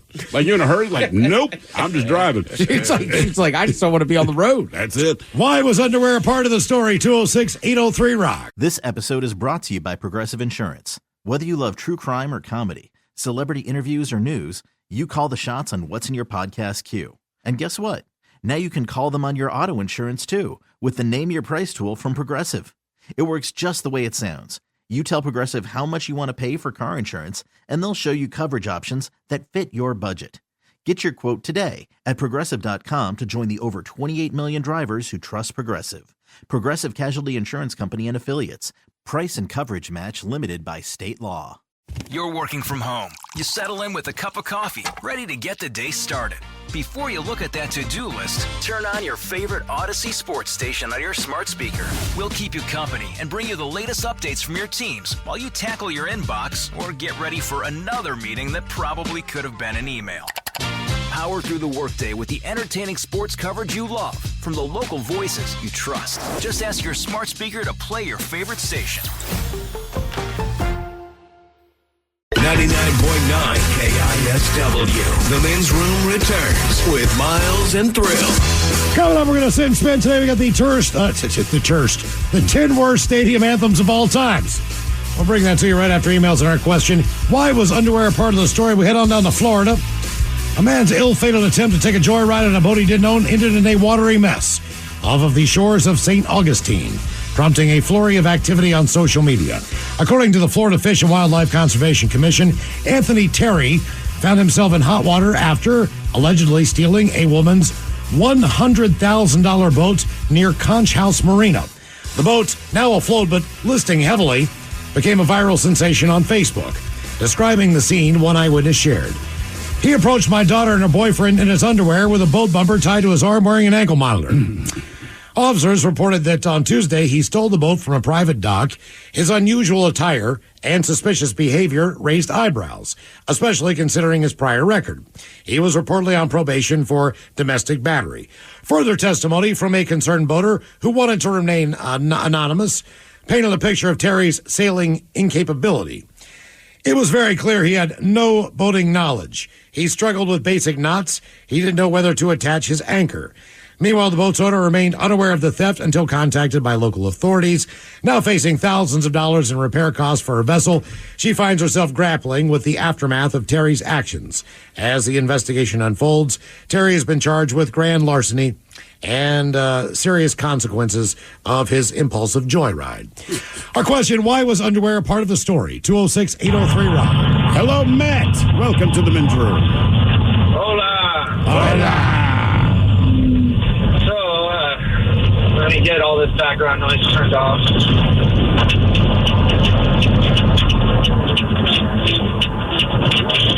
Okay, so back at this point in time, probably about 6 years ago, I worked for a dispensary, and I was well into occupational research, as it were. And I hear from the bathroom, my girlfriend at the time just yells, "What the F?" And I'm thinking there's a mess to clean up, a spider to take care of, whatnot. And so I walk around, and as soon as I turn the corner, mind you, she's a little bit of a bigger gal, and she's holding up a pair of underwear that are probably about 3 times the size of what she would wear, but she always went commando. So we had no reason to have females' underwear in the house. And I froze. I had no idea what to say. It was not me, actually. And still to this day, I don't know for sure where they even came from. But I think one of my friends that I let stay at the house for a couple of days might have had a lady visitor. But it took me probably somewhere almost 2 hours to talk her down and actually convince her that I, in fact, did not know where these underwear came from. But she was standing there like the guy off a road trip after he got his first piece. Do you think she actually believed you, or she just let it go? Eventually.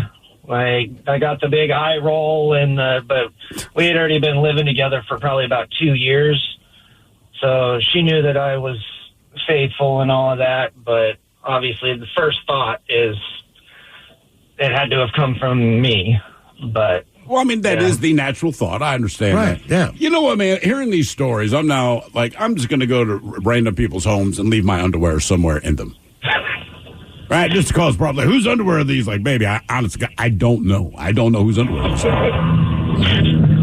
Yeah, it seems like the thing to do. I'm going to take men's and women's underwear and just start planting them around other people's houses. You know when you're innocent, but you know when it's going to be an uphill battle to prove it.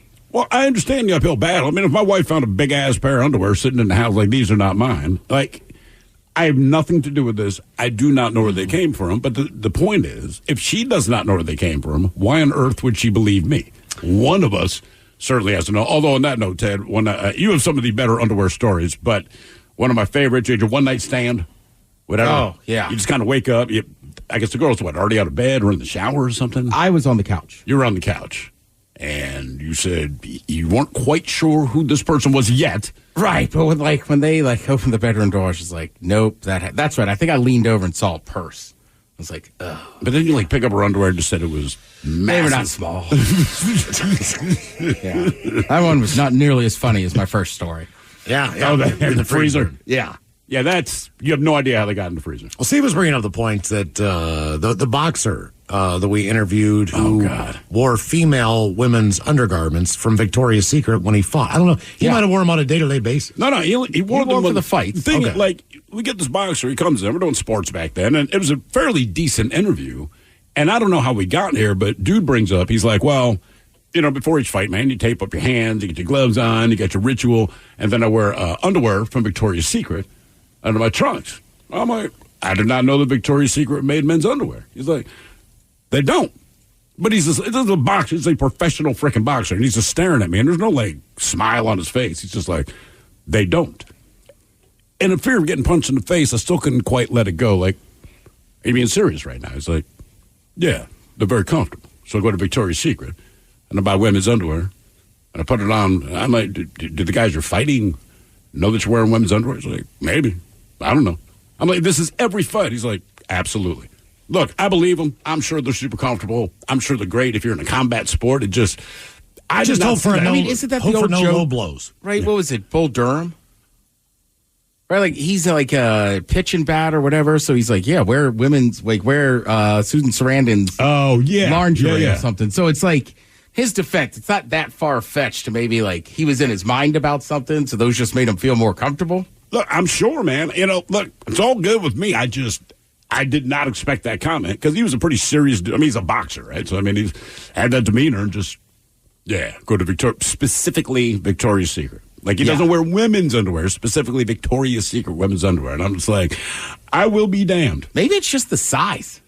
He was a little bit smaller. He was what? Well, I'm just saying, even just trying to put your jockstrap over top of a regular pair of underwear sucks. Yeah. Mm-hmm. I guess, man. It was just a weird moment. Why was underwear part of the story? 206-803-ROCK. Hello, Seth. Welcome to the men's room. Liquor and whores. Liquor and whores. So I didn't learn about what actually went down until a few years later after I'd quit this job, but I was building fences, and one of my coworkers that was very outgoing, very talkative, he started kind of being weird, getting real quiet. You know, he wouldn't really look anybody in the eye.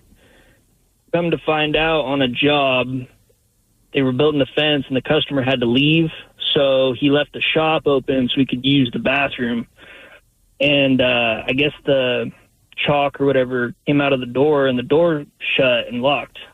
Well, he did his business and buried it. Well, the neighbor had a camera in between the shop and the fence that we were building. So after this, you know, like years later, I'd quit this job, moved on. I've reconnected with the old owner of the company, and he actually showed me the video of this poor guy. Yeah, it was bad. You could see him, like, do that pan. Once again, bedroom colors, here are the 7 words you can't say on the radio. Sucker, mother, and please keep those words in mind when calling. Now, back to the program. So what, did the neighbor then contact the homeowner who then contacted your work? Exactly. And you could see, like, he did that skippy hop, like, oh, I got to go real bad, you know. And unfortunately, where the camera was angled, you could pretty much see everything. And this guy, the poor guy went and grabbed a shovel, went in between the shop and the fence, dug a hole, did his business. But we had to watch this poor guy take off his work boots, take off his pants, clean himself up, and then he buried it. And the neighbor gave the video to the homeowner and obviously wanted to have proof. So the customer ended up contacting the owner and was like apologetic. He saw that the door had shut. It was an accident. He understood that, you know, when you got to go, you got to go. But he made the poor guy go back and dig it back up and haul it out. Oh, all right. Okay. All right. Hey, you know what? Fair. All fair.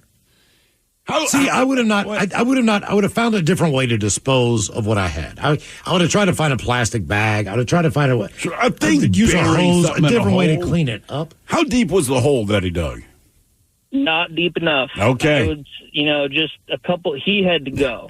So it was a couple scoops and take care of business. And then the shame of, you know, untying your boots, taking off your pants. It was not a good video. Hey, man, I respect the fact that he at least dug a hole. Yeah. Why was underwear part of the story? 206-803-ROCK. Hello, Shelley. Welcome to the men's room. Hello. Hola. Okay, my story's about when my dad was dying. He was in Medical Lake Veterans Hospital in Tacoma. Okay. And I'd been going to see him every day if I could, but anyway, it was on a Saturday, and his wife gave me a call, and she said, if you want to see him again, you better get here quickly. And I was living in Kent at the time, and so, you know, I got to Tacoma as fast as I could, but it was like 2 or 3 minutes after he died, and she was standing there at his bedside, and I walked in, and I told her, I said, well, I'm really sorry, I would have been here sooner, but I couldn't find my underwear. And she and I both just started laughing. Standing in front of this dead body, there's all these patients and hospital personnel and visitors going by, and here's a dead body and 2 ladies hysterically laughing. Where were your underwear? I don't know. They were in my bedroom somewhere. I just couldn't find them. So you could have like an underwear drawer? Did you have to wear that specific pair of underwear? You couldn't say goodbye to your dad because you could not find your underwear. That's all right. He and I didn't get along that well anyway. All right. Well, that's if you want to put it that way. So wait a minute. Why was it this specific pair of? Do you only own like one pair of underwear, and they're like, I can't find them?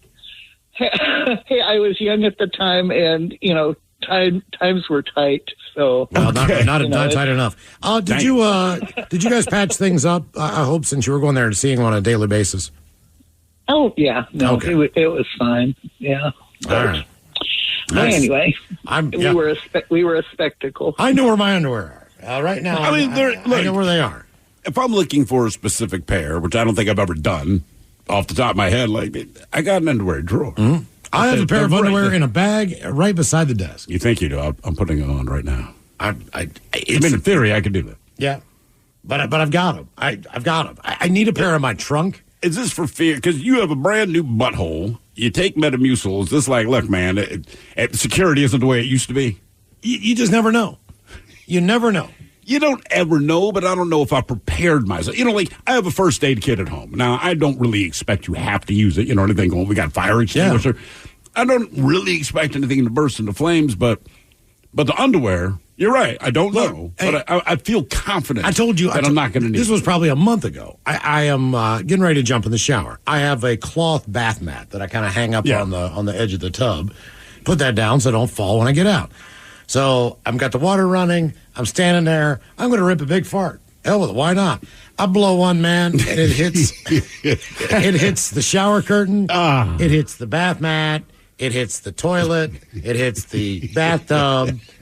And I'm looking down like, oh my God. Like I did this a foot away from the toilet. It hit the toilet. I didn't even know that was going to come out of me. And I'm looking down like, I don't think you are an I had to wash that bath mat twice. Oh. Just because it was, whatever. But it wasn't solid. Let's put it that way. Oh, yeah. No. So they never come out solid when it's like that. No, like that. So I'm like, I cannot believe I just did this in my bathroom. Totally naked. At least all I had to do was jump in the shower. But that's true. The smell, because I'd already warmed up the water. Oh. Why was underwear part of the story? 206-803-ROCK. Back to You Never Know. Hello, Aaron. Welcome to the men's room. Hola. Hola. I know you guys got a lot of people waiting in line, so I'll try to make this one as quick as possible. But I was running a multi-million-dollar restaurant in South Center, a really popular restaurant. And this is like Valentine's Day. It's like Friday night Valentine's Day, back in like the early 2000s. And I had like 22, 23 servers, like 3 bartenders. I probably had like 55 employees on the clock, including the kitchen. And I'm running the expo line, which is where you tray up the food, right, and you send it out, right? And there's like got to be 15, 20 people in the service alley. And all of a sudden, somebody says, it's like, lets out a little yelp, right? And right in the middle of the service alley, and they picked them up because they didn't know what they were, but picked up a pair of like triple X large crotchless black lace pants. And they were just sitting in the middle of the service alley. And everyone's like aghast, like, what? And the lady dropped them because she finally realized what they were. And then this heavier set woman that worked for me walked through the door. She goes, oh, there they are. I just picked them up all nonchalant, put them back in her pocket, and went and ran some food out to the restaurant. Damn, that's a weird one. Okay. Did you look at her a little differently? Always good to have that? extra underwear at work. You never know. And you said they were crotchless. Yeah, they were crotchless. And it comes to find out that she was X plus model, burlesque something. She was one of those types that... Okay, fine. Okay, so it's a job and an adventure. Why was underwear a part of the story? 206-803-ROCK. Hello, Andy. Welcome to the men's room. Hola, gentlemen. Hola. So my underwear experience happened at work. I was wearing a pair of pants, feeling kind of uncomfortable, kind of scratchy. I'm thinking, maybe it's just a dryer sheet or something. So I'm at my desk. I'm wandering around. I'm scratching, shaking my leg. All of a sudden, I fling a pair of little girl's underwear out of the bottom of my leg across the room onto my buddy's desk. Oh, no. Was it like your girlfriend's that just got caught in there? No, it was one of my daughters. I was a stay-at-home dad. So oh, my God. We do all the laundry and stuff. And, at the time, one of my daughters must have been 6. The other one was 2. And it landed on his desk. I thought he was going to die. He choked on his coffee. I think it came out his nose because he gagged so hard. It was funny. That's one thing about being a parent, man, especially when it comes to washing your kids' clothes. You almost don't want to know. You just almost don't want to know. But it's always an unfortunate look. When you get to their underwear pile, you're like, and you've said this before, Miles. There's very few people you have certain conversations with. Right? You don't just tell people you smell like ass, but you tell your kids that. But years ago, I'd call both kids just to the washer, and I'm like, do either of you wipe your ass? And they're like, well, yeah, of course we do that. I'm like, do you use toilet paper? Because I'm looking at your underwear, and I'm not trying to be mad about this, but like, this is ridiculous. Right. Also, freaking ridiculous. You have a laundry basket, but as soon as I pick everything up, I'd look at the very bottom, and that's where all of these things were kind of hidden. And I'm thinking to myself, I did the same thing. Do you think for 1 minute that you are doing the laundry? Eventually, whoever does the laundry, you can't hide it. It's in the basket. No. It's not on top. They're all balled up in a corner. You're exactly right. But whatever that age is, I did the same thing.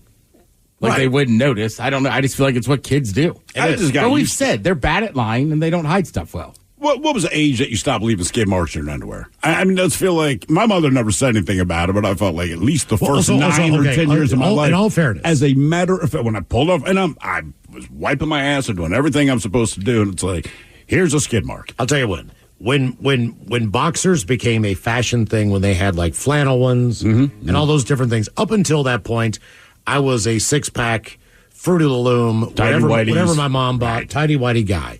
And that is just the wrong color, first of all, to have as underwear, period. My God. I mean, look, I can't wear a white T-shirt to dinner without effing it up. Right. Yeah, I'm going to get a drop of ketchup on it. I'm going to something. Sure. This is a T-shirt. This is not something that's touching my ass. So whenever that kind of happened in my teen years, I think that kind of changed the game as far as... So it's not that your skid marks aren't as bad. You just can't see them as much. Thank you. It brings me comfort. Why was underwear part of the story? 206-803-ROCK. Hello, Alan. Welcome to the men's room. Alan? Hello. Yeah, we got you. Here. Yeah. I don't know if Alan's going to make it. Alan, you're in a bad phone spot. Man, your phone's breaking up. Sorry, dude. Still to come, the return of Sit and Spin. Today we go to the arenas, stadiums, and ballparks for the 10 worst stadium anthems of all times. And we got your emails coming up next to the men's room at KISW.com.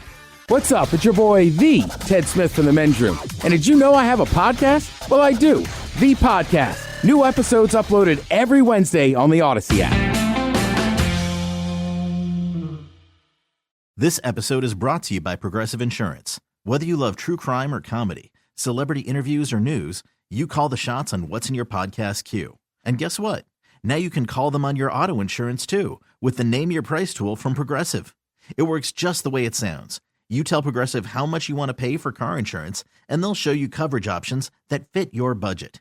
Get your quote today at Progressive.com to join the over 28 million drivers who trust Progressive. Progressive Casualty Insurance Company and Affiliates. Price and coverage match limited by state law. You're working from home. You settle in with a cup of coffee, ready to get the day started.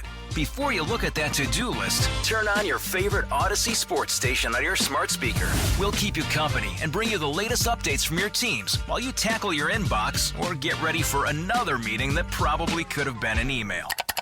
Power through the workday with the entertaining sports coverage you love from the local voices you trust. Just ask your smart speaker to play your favorite station. This episode is brought to you by Progressive Insurance. Whether you love true crime or comedy, celebrity interviews or news, you call the shots on what's in your podcast queue. And guess what? Now you can call them on your auto insurance too with the Name Your Price tool from Progressive.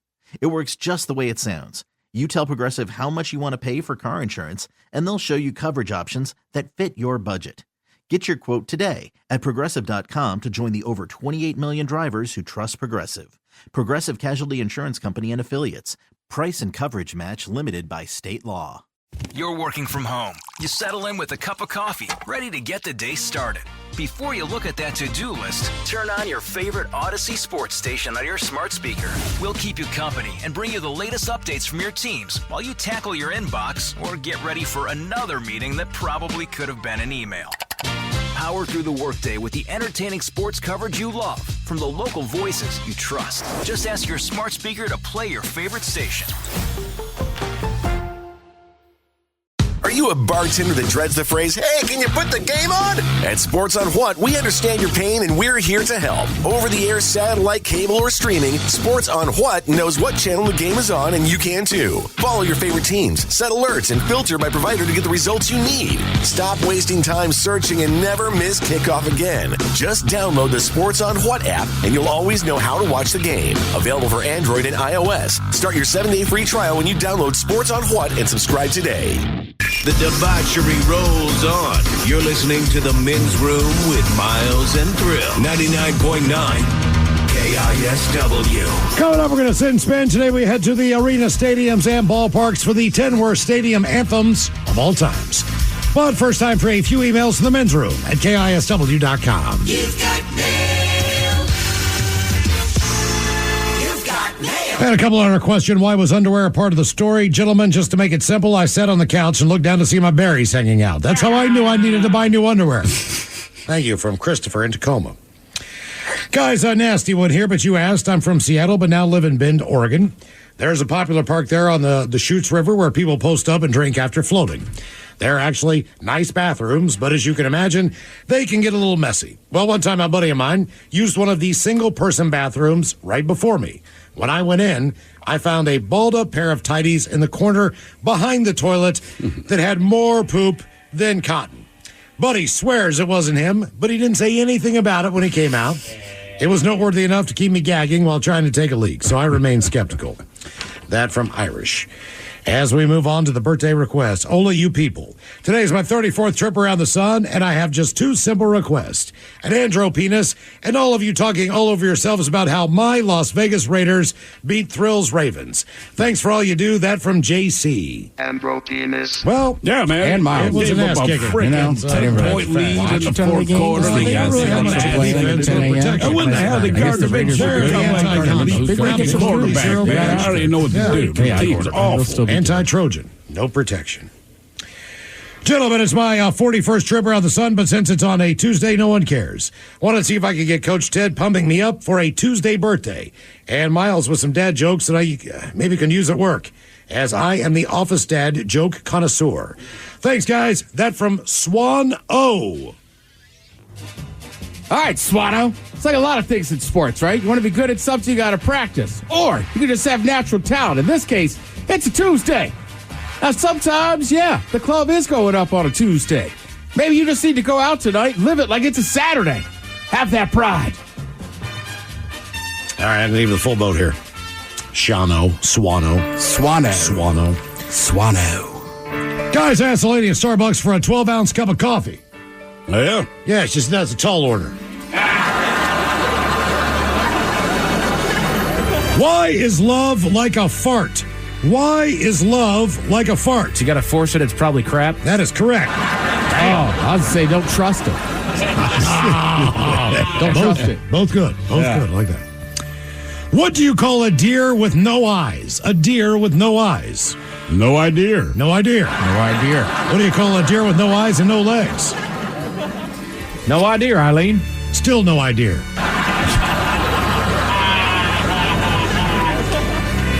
Guys, what sound does James Bond's doorbell make? James Bond's doorbell, what sound does it make? I don't know. Dong. Ding dong. That actually would be pretty cool. Guys, I had a date with a posture specialist the other day. Oh, yeah? Yeah, she stood me up. And finally, did he? Kind of seems like he did. Hot off the presses. Yeah. All right, guys, here you go. Happy, happy, happy birthday. Happy, happy, happy birthday. Happy, happy, happy birthday to you, to you, to you. Ya's a Dirty Germans brought to you by Men's Room Original Sausage. Available through Uli's World Famous Sausage, mensroomlive.com, and other fine retailers. Schweinefleisch. Thank you, Marvin. Updated locations on Men's Room IPA from Black Raven Brewing. We go to T-Mobile Park. as the New York Yankees are in town, which means Men's Room IPA will be on tap at Section 319, the upper deck at Good Hop Spear Stand. Also on tap at club level, Section 243. That would be the third base bar. Those are tap locations. Now you're looking for cans, aren't you? How about the Hit It Here Cafe for the 12-ounce cans? Available in the bright yellow can. Also in Section 116, Section 136, 141, 146, Section 149, along with Sections 185 and 195, 221, 243, 319, 328, and 329, and 330, and 341. If you are looking for the beer. It is also available at Purdy Liquor Market. Sure is Purdy. Albertson's Gig Harbor at Hill City. The Wildwood Market. The Star Mini Mart in Everett. B&E Meats and Seafood Newcastle. The Shell Johannes. The Union Market. The South Sea Grocery. The Smokehouse. The Thunderbird Trading Post. Also available at the Sopper Hill Station. The Tacoma Liquor. Pickle Time Deli and Market. The Pickle Time Deli and Market. Safeway and Bothell. Kim's Convenience Store. Midland Chevron. Safeway on Smoky Point. Also at the Snoqualmie 76. Lacey Liquor and Beverage. The Metropolitan Cafe and Deli on Republican Street. Total Wine in Tacoma. The Briscoe Shell Station. Briscoe. Bevmo in Tacoma. Top of the Hill has our beer.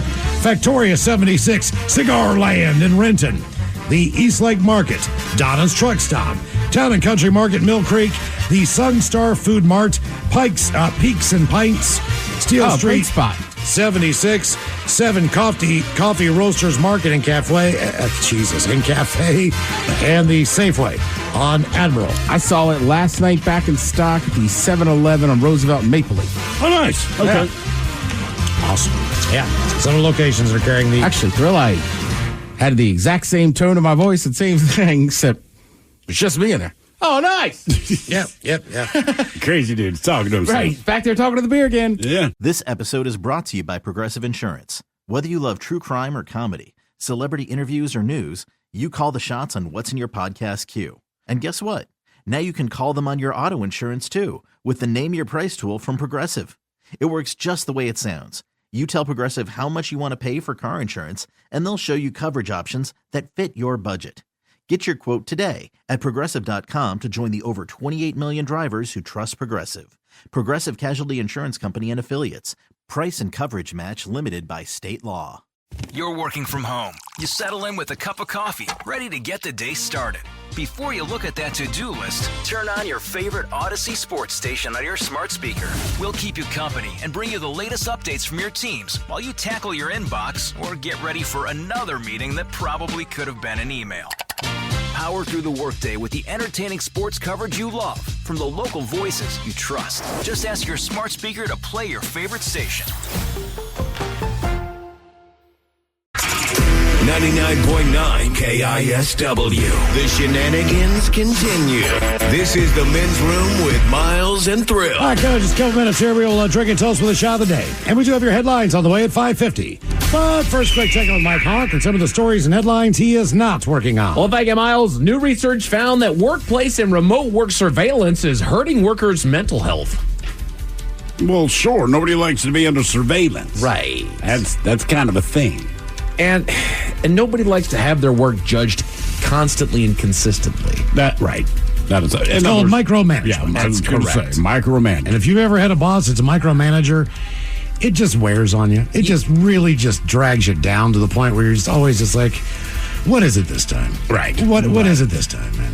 And does it really create that much improvement? That's the other side of it. If you're going to be a micromanager and it gets you guys another $1 million a year, okay, sure, I can understand why you're a micromanager. If you're just doing it to needle people about every little thing, ain't nobody wasting any time on my clock. Well, people are going to waste time on the clock. That's what happens. It doesn't mean that the work is bad. If they're getting the work done in the time frame, and they're doing it well. But other times you get a guy who's batting 500 and like the manager's on their case, right, about batting. Like, they're doing really well. Why isn't it 600? Right. Why don't you talk to the people that are battering 215? And humans are social animals.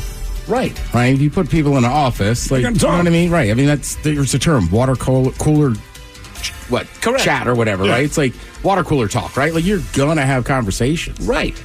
That's what I do like about what we got going on around here. Look, as long as we are on the air and we put on a good show at 2 p.m. every weekday, we're good to go. Mike, even if we don't put on a good show, they haven't said much about it. That's true. Yeah. You know what? We haven't put on a good show in about 4 years. You can't bet 100, man. No, I will tell you, when I was a janitor, right, I always tell these stories, but like I'd go into like my mom's building during the day sometimes. We worked in the same building to like print papers off.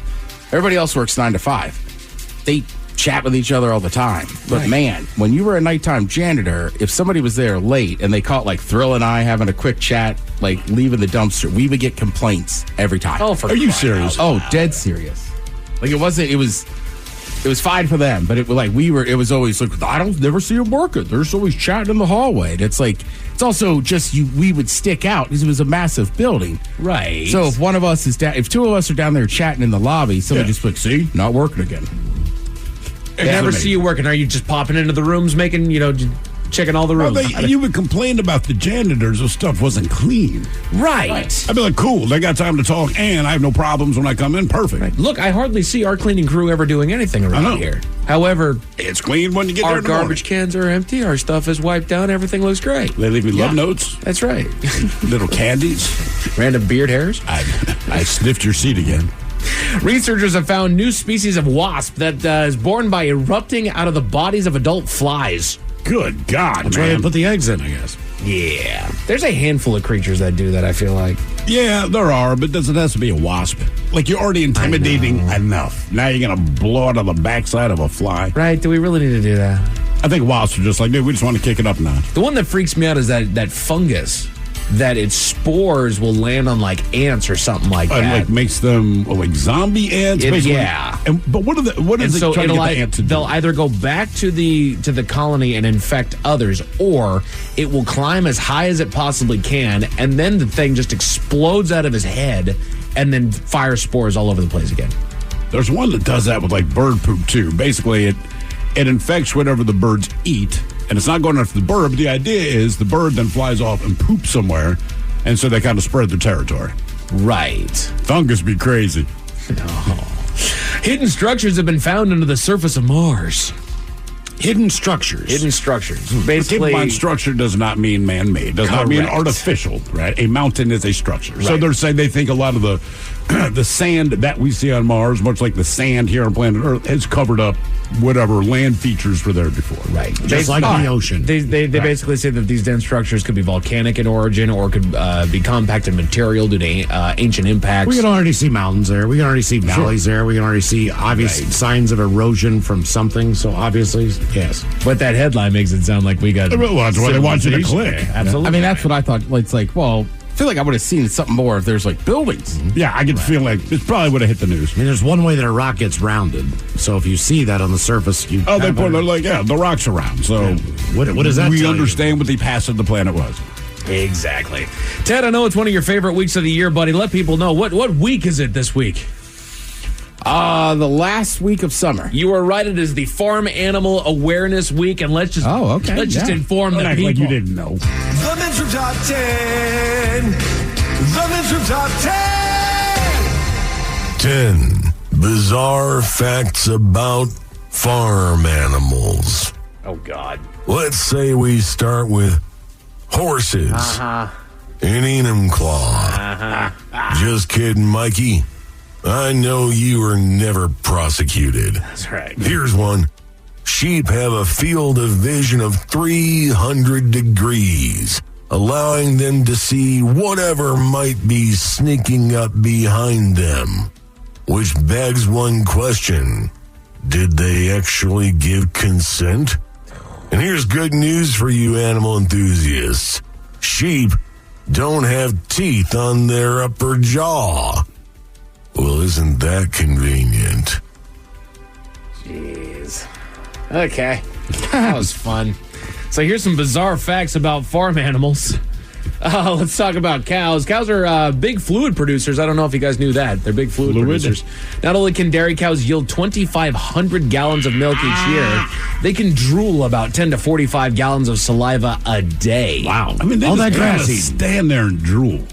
Yeah. And anytime I've seen a cow up close, like they might be chewing, but they're also drooling at the same time. What's more is a 1,000-pound beef cow will actually produce up to 4 tons of manure annually. Cool. That's not a bad thing. I mean, it's not good for the environment, but it's good for the soil. But you can use it. Right? Their emissions, their emissions are bad. Great the gas fertilizer. is bad, but the crap is not bad fertilizer. In the world of chickens, we once believed that chickens' behavior was instinctual, but now there's mounting evidence to suggest that chicks learn the ropes by observing other chickens, especially their mothers. Hens steer their babies away from dangers like bad food and predators, teaching them valuable life lessons. You know what I do if I'm a chicken is, so I got like, say, 6 chicks. I let the one chick go. Fox eats it. I look at the other 5 and be like, remember that. Right. Billy ain't coming home tonight. It's not happening. And again, these are bizarre facts about farm animals. Back to goats here. The Humane Society of the United States reports that goats can be optimists. I don't know exactly how they quantify How do that. they know it's a positive, optimistic goat? A study compared goats who had been abused before being rescued to goats that had never been mistreated. The mistreated female goats were more likely to approach and trust previously unseen buckets of food that had replaced buckets containing their favorite treats. The researchers reasoned that the animals recognized their once stressful living situation had improved, rendering them more optimistic. All right. I'm curious to find the pessimistic goat. This place is better. Yeah, that's what I was the first thought. It doesn't say bad. Right. It's all optimistic goat. Good. The world of pigs. They're considered to be the 4th most intelligent animal after chimpanzees, dolphins, and elephants. Damn. They're among the fastest learners in nature. Some pigs have reportedly discovered how to open and shut doors, guide flocks of sheep, and even play video games. Play video games? Oh, yeah. Babe was huge on Halo, man. My kid's going to feel real bad if he finds out that he lost, like, Halo to a pig. Yeah. God, this guy's good. It's a pig. It's a pig, son. Oink, oink. Anybody remember Dolly the sheep? Yeah, the first clone. sheep. That's right. In 1996, scientists revealed that Dolly the sheep was the first mammal to ever be cloned from another body cell. It sparked a heated debate about the ethics and implications of cloning. It basically means that there's no limits. It means all of science fiction is true, said Princeton University biologist Dr. Lee Silver in a New York Times interview.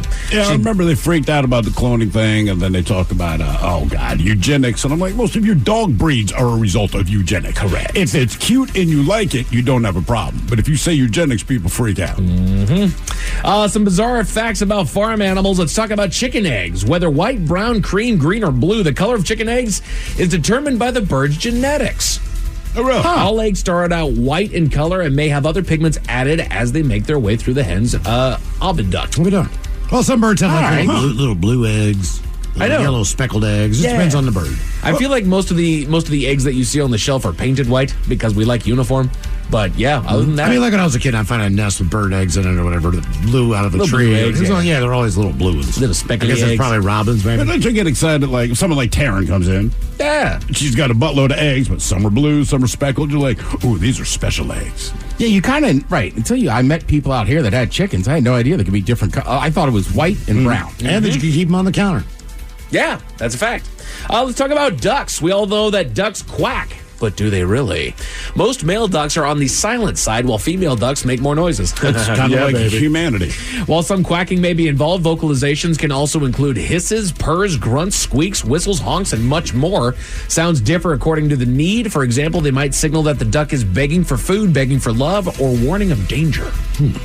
I was at a county fair when I found out that geese could hiss, and that scared the living daylights out of me. They're kind of scary. They suck. I mean, they're to the point where communities will go ahead and kill hundreds of them. Mm-hmm. Oh yeah. Do pigs have sweat glands?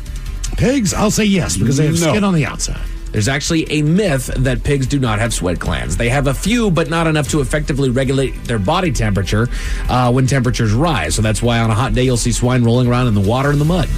So they have. I just some, assume, right? I assume they didn't because you always see them like messing around in the water and the mud. Right. You guys all know the pastime for all the country folk out there. You go out there in the middle of the night, you find a pasture of cattle. That's right. You go cow tipping.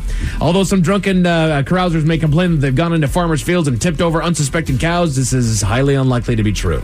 The University of British Columbia study found it would take the equivalent of the strength of 4.43 people to push a cow over. If you see a cow on the ground, it's because they relax and they sleep there. They lay down. So again, is that one of those things the country people were just telling us city folk? Probably. Or 4 or 5 of them are out there doing it together. All right. Yeah. But again, if a group of us went out there and like, let's go tip a cow, because I can't think of anything better to do with my time personally, and we pushed it over, we would tell other people, oh, yeah, man, just go push the cow over. We did. And then your final bizarre fact about farm animals. We're talking in the world of rabbits. Most of them can read. When rabbits are happy, they do something called a binky. A binky? They jump into the air and they spin around, and we say they're fast as a jackrabbit. That's fast. Jackrabbits have been clocked bounding at speeds of 72 kilometers an hour. Jesus. Yeah. 72. They jump up in there and spin around. Yeah, that's about 45 miles an hour. Wow. Yeah. Wow. I'd have never guessed that. I have seen rabbits are weird. When I lived in Sumner, there was rabbits all over the doggone place, and I found out that they'll stomp on the ground for no reason, or there actually probably is a very good reason, but they'll just stomp on the ground from time to time, and then they will run up on each other, and then they will jump at the same time, and then they'll clap their feet together, and they'll bounce off of each other. Is that they're having fun, or are they fighting? I think it's a mixture of the two. Okay. They don't really have angry faces, so I don't know if they don't. Hey, you want to read about some rabbits doing some damage, man? Do some research. I believe it was Napoleon organized this big rabbit hunt. Okay. And I don't remember how many men he had with him, but essentially they went out on this hunt, and the number of rabbits that showed up and basically chased these guys down, it ended with Napoleon and his troops, like, seriously surrendering and running away. And then a Monty Python sketch was made. I mean, my God, yeah, it's unreal. Well, and like there's bunnies in our neighborhood, but like where Mike's talking about his house in Sumner, those things were some big ass rabbits. They were. This was obviously somebody had a domestic rabbit that they had let loose, and then it multiplied. Right, but if like 3 of those were standing there and one started biting me, I'd be freaked out too. Oh yeah, yeah, they were huge, dude. So many points out here. They say pigs are weird. If they escape a farm, they grow tusk and hair all over their bodies. The hair and the tusk growth are controlled by cortisol, the stress hormone. All right, Ted. And so you think about that. And talk about the feral hogs and this big hairy-ass warthog-looking son of a bitch. It's like, he's just stressed. He's just had a bad day. He's going through it. He's not doing all that good. Authorities in San Francisco are taking some unusual measures to get drivers to slow down, Miles. What are those unusual measures? Tell you all about it at 5:50. Thank you, sir. Headlines are coming at 5:50. In the meantime, let's get a contestant on the line for Profile This at 206-803-ROCK. Have we made it to drinking time? What's up? It's your boy, the Ted Smith from the Men's Room. And did you know I have a podcast? Well, I do. The Podcast. New episodes uploaded every Wednesday on the Odyssey app. This episode is brought to you by Progressive Insurance. Whether you love true crime or comedy, celebrity interviews or news, you call the shots on what's in your podcast queue. And guess what? Now you can call them on your auto insurance too with the Name Your Price tool from Progressive. It works just the way it sounds. You tell Progressive how much you want to pay for car insurance, and they'll show you coverage options that fit your budget. Get your quote today at Progressive.com to join the over 28 million drivers who trust Progressive. Progressive Casualty Insurance Company and Affiliates. Price and coverage match limited by state law. You're working from home. You settle in with a cup of coffee, ready to get the day started. Before you look at that to-do list, turn on your favorite Odyssey sports station on your smart speaker. We'll keep you company and bring you the latest updates from your teams while you tackle your inbox or get ready for another meeting that probably could have been an email. Power through the workday with the entertaining sports coverage you love from the local voices you trust. Just ask your smart speaker to play your favorite station. This episode is brought to you by Progressive Insurance. Whether you love true crime or comedy, celebrity interviews or news, you call the shots on what's in your podcast queue. And guess what? Now you can call them on your auto insurance too with the Name Your Price tool from Progressive. It works just the way it sounds. You tell Progressive how much you want to pay for car insurance, and they'll show you coverage options that fit your budget. Get your quote today at Progressive.com to join the over 28 million drivers who trust Progressive. Progressive Casualty Insurance Company and Affiliates. Price and coverage match limited by state law. You're working from home. You settle in with a cup of coffee, ready to get the day started. Before you look at that to-do list, turn on your favorite Odyssey sports station on your smart speaker. We'll keep you company and bring you the latest updates from your teams while you tackle your inbox or get ready for another meeting that probably could have been an email. Power through the workday with the entertaining sports coverage you love from the local voices you trust. Just ask your smart speaker to play your favorite station. Hey, anyone know what channel the game's on? We know. Download the Sports on What app today and always know how to watch the game. Satellite, cable, or streaming. Sports on What knows the channel the game is on, and you can too. Subscribe today to start your 7-day free trial. Sports on What? We know. Somebody out there deserves to be recognized. And the men's room knows just who it is. So to you, we say, bottoms up, sailor. You're the toast of our shot of the day. Big time it is, and as usual, we head to the drink desk and Stephen Thrillhill to find out who we're toasting. Yes, indeed, and today we toast an anonymous driver from somewhere in the Washington area. All you need to know is that Washington State Patrol Trooper, one Catherine Weatherwax, that is actually her name, she took the X to report that essentially a driver was arrested on suspicion of driving under the influence after crashing into the Washington State Patrol's Bremerton District office. You can't think of a worse place to crash. And Trooper Weatherwax, she said last night, driver ran into our Bremerton District office. The driver was arrested for DUI and was admitted to the hospital for a medical evaluation. The only reason we're toasting this particular driver, yes, they were driving drunk. Not only did they crash into the Bremerton District office, but specifically, it crashed into the sign that says, quote, buckle up, pay attention, slow down, drive sober. The sign is just beat to all piss now. But yeah, it's like, and here's my thing. If you guys are listening in Bremerton, do not repair or take down that sign. Like, if you really want to send a message about the importance of what it is to drive sober, I would leave that sign up and say, by the way, the reason the sign looks like this, some dumbass didn't bother to follow our advice. Yeah, right. Put a sign next to it. Yeah, put another sign next to it. This is what happens when you don't. Right. This is what we mean. Anything. Damn, man. So we pour this booze and we drink this booze because we think it's yummy. Yummy! So over the tongue and down the throat to party in our tummies. Down the hola, bichola. The men's room presents Profile This. And Stephen Thrillhill, could you please tell everyone how Profile This is played? Oh, I sure can, Miles. It's a simple game where we share with you a real-life news story, something that happens right here on planet Earth. Earth. And as you listen to the story, based on the stereotypes you believe to be true of people and the decisions that people make, we'll ask you what it is you think makes the story a story. Hello, Tyler. Welcome to the men's room. Hola. Hola. All right, Tyler, you understand how this here game is played? Yeah. Fantastic. You have your choice of one of three categories. We have interior decorating, where you guess the foreign object that ended up on the inside of someone. Hit me with your best shot, where you guess the unconventional object that someone chose to use as a weapon. And finally today, our newest category, seriously, where you guess the petty conflict that led to extreme violence. Let's go. Hit me with your best shot.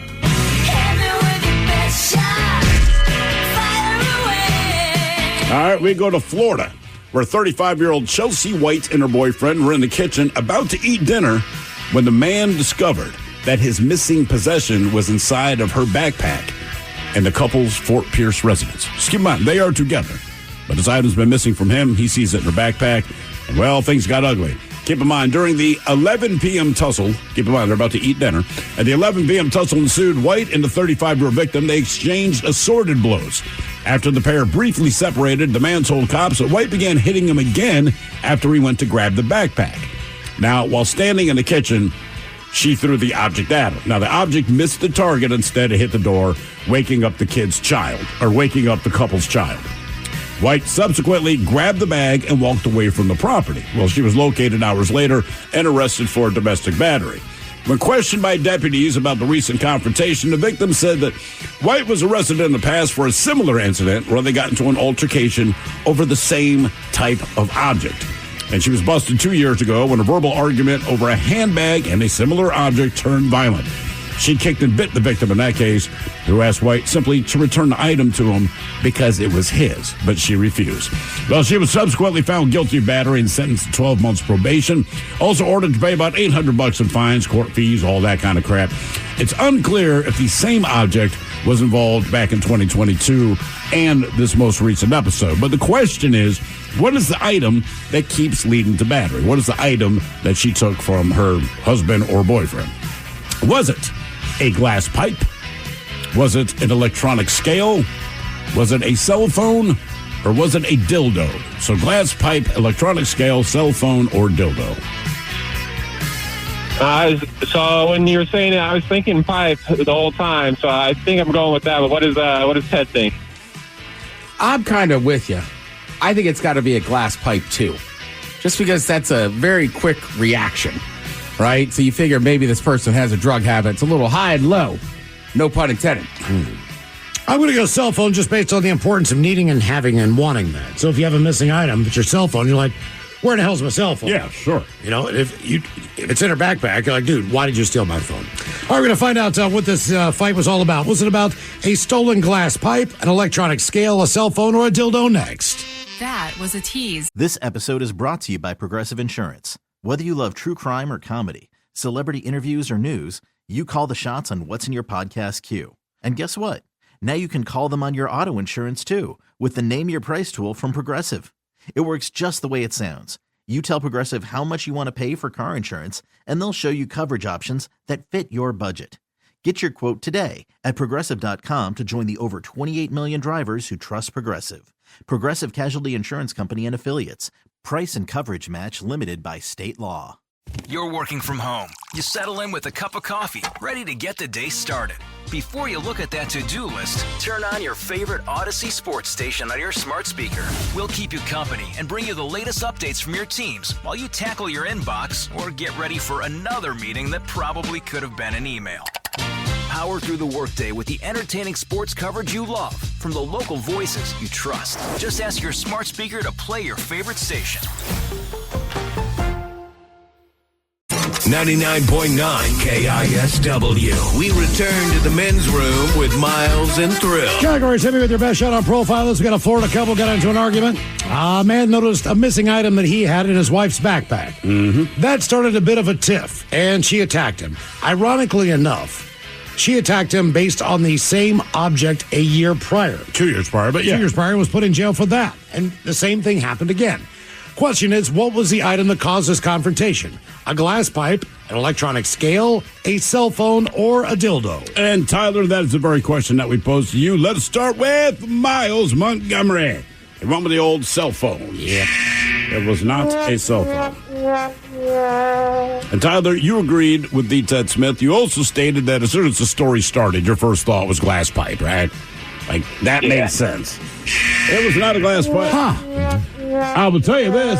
It was a glass object, specifically his glass dildo. All right. She had his glass dildo. It was his. He was upset that she had it. She didn't want to give it back, and the fight ensued. Wow. Yeah, I don't know. It was his. It was his. Uh-huh. Okay. Yes, his glass dildo. Maybe that's the person I'm looking for in Washington, D.C. Who knows? Now for all TV news all the time for TV Time with 10. And now, because your pathetic life is confined to countless hours in front of a talking box, the Men's Room presents TV Time with Ted. All right, your choices today got Seth Meyers, the Jimmies, Kimmel and Fallon. Writers, Stephen Colbert, or Ted Smith. Is it Ted or is it late night? That's right there. The Timelines guys have teams of talented writers help them come up with their monologues each and every night. It is up to you to determine, is this an actual late night joke and from whom, or could it be a The Ted Smith original? Fall is almost here, and you can tell it's almost fall because the seafood at the Times Square Bubba Gump Shrimp Company is starting to turn from green to brown. Colbert. Fallon. Fall is almost here. Yep, you can tell it's almost fall because the seafood at the Times Square Bubba Gump is starting to turn from green to brown. I like the Bubba Gum Shirt Company. I do too. Yeah. According to a new study, West Virginia is the top state in the country for marriage longevity because most couples in West Virginia share stuff, including DNA. Yes. Fallon. According to a new report, West Virginia is the top state in the country for marriage longevity. Yeah. Because most couples in West Virginia share a lot in common, including DNA. A new study found that 1 in 3 workers are guilty of Jesus, I have said Fox all day reading this. Productivity, where you make it look like you're being productive, but you're not. And if you get a whole bunch of those employees together, it's called Congress. Writers. Colbert. Writers. Good call, Thrill. Was it the faux Fox thing? Just the fact that Mike, without looking at your sheet, could correct you. I'm like, okay. I thought about that after the fact. It's like, Doug. Yeah, I was like, that was a really good joke. I was pumped for that one. TikTok went to federal court to argue against being banned in the United States. And I think I know which way one judge is leaning, because before the hearing, he posted one of those "Get Ready With Me" videos of putting on his rope. Yeah, I'll say it. That's Fallon again. TikTok went to federal court to argue against being banned in the U.S. I think I know which way one judge is leaning, because before the hearing, he posted a "Get Ready With Me" video putting on his robe. There's a lot of those videos. This is kind of interesting, kind of scary, but I guess, I feel like I'm a veteran of using the Heimlich maneuver. I've done it twice. Yeah. And you don't see it that often, but obviously. Hopefully not. Right. Last time was at the food competition. The lobster roll one. I saw the video of that.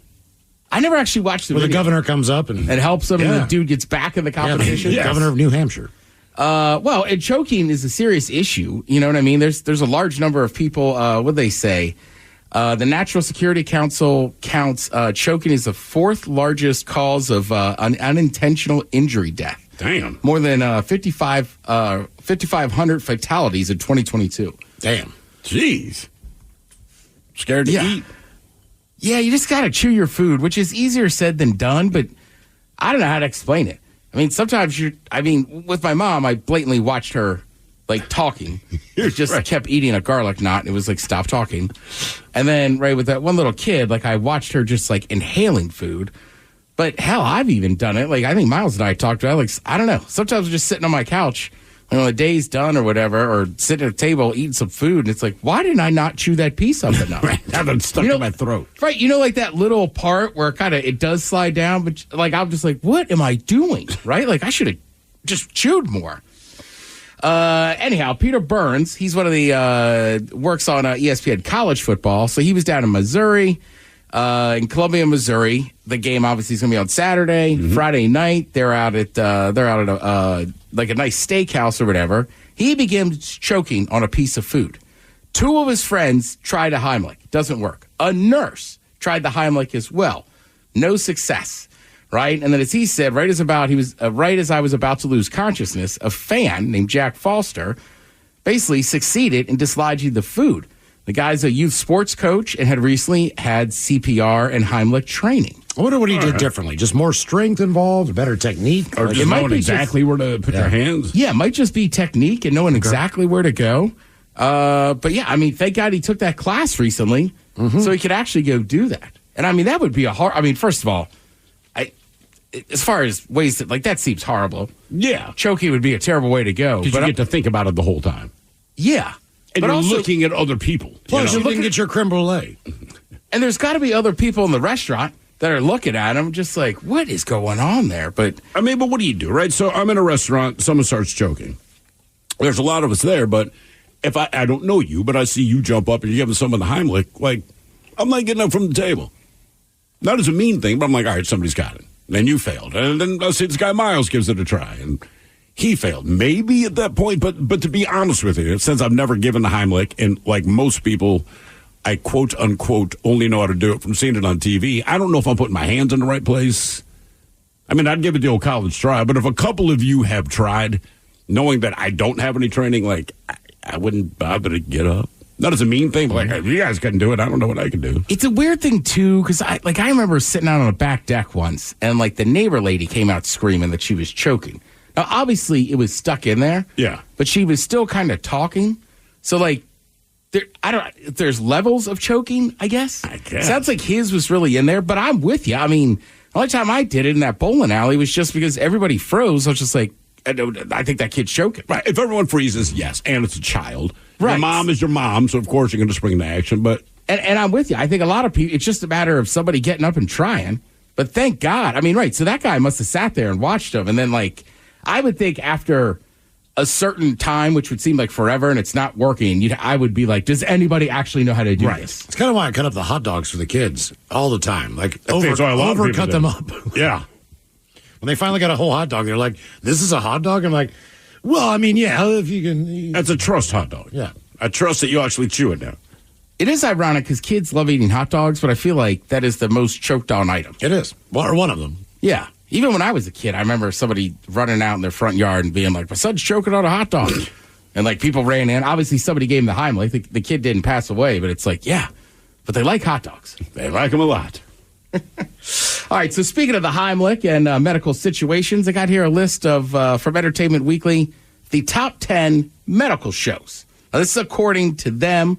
Again, kind of like we always do. Let's just see for the hell of it if we have seen anything on these lists. What would you say is the top medical show? Well, not just a hospital show, but it has to do with medical I'm overall. still going to say Grey's Anatomy because it has been on for 436 years. But if that's your well, my wife basis on, still then watches General it. Hospital would be number one based on length that it's been on, or even MASH, just with the run that it had in the popularity All right, that it Mike, had. good call. MASH is number 6 on the list. Number 6 on the list. Okay. Correct. Yeah. So that still shows up because it's a medical unit in war. Yeah, I mean, I guess that's Quincy, the whole your point mom's of the favorite show.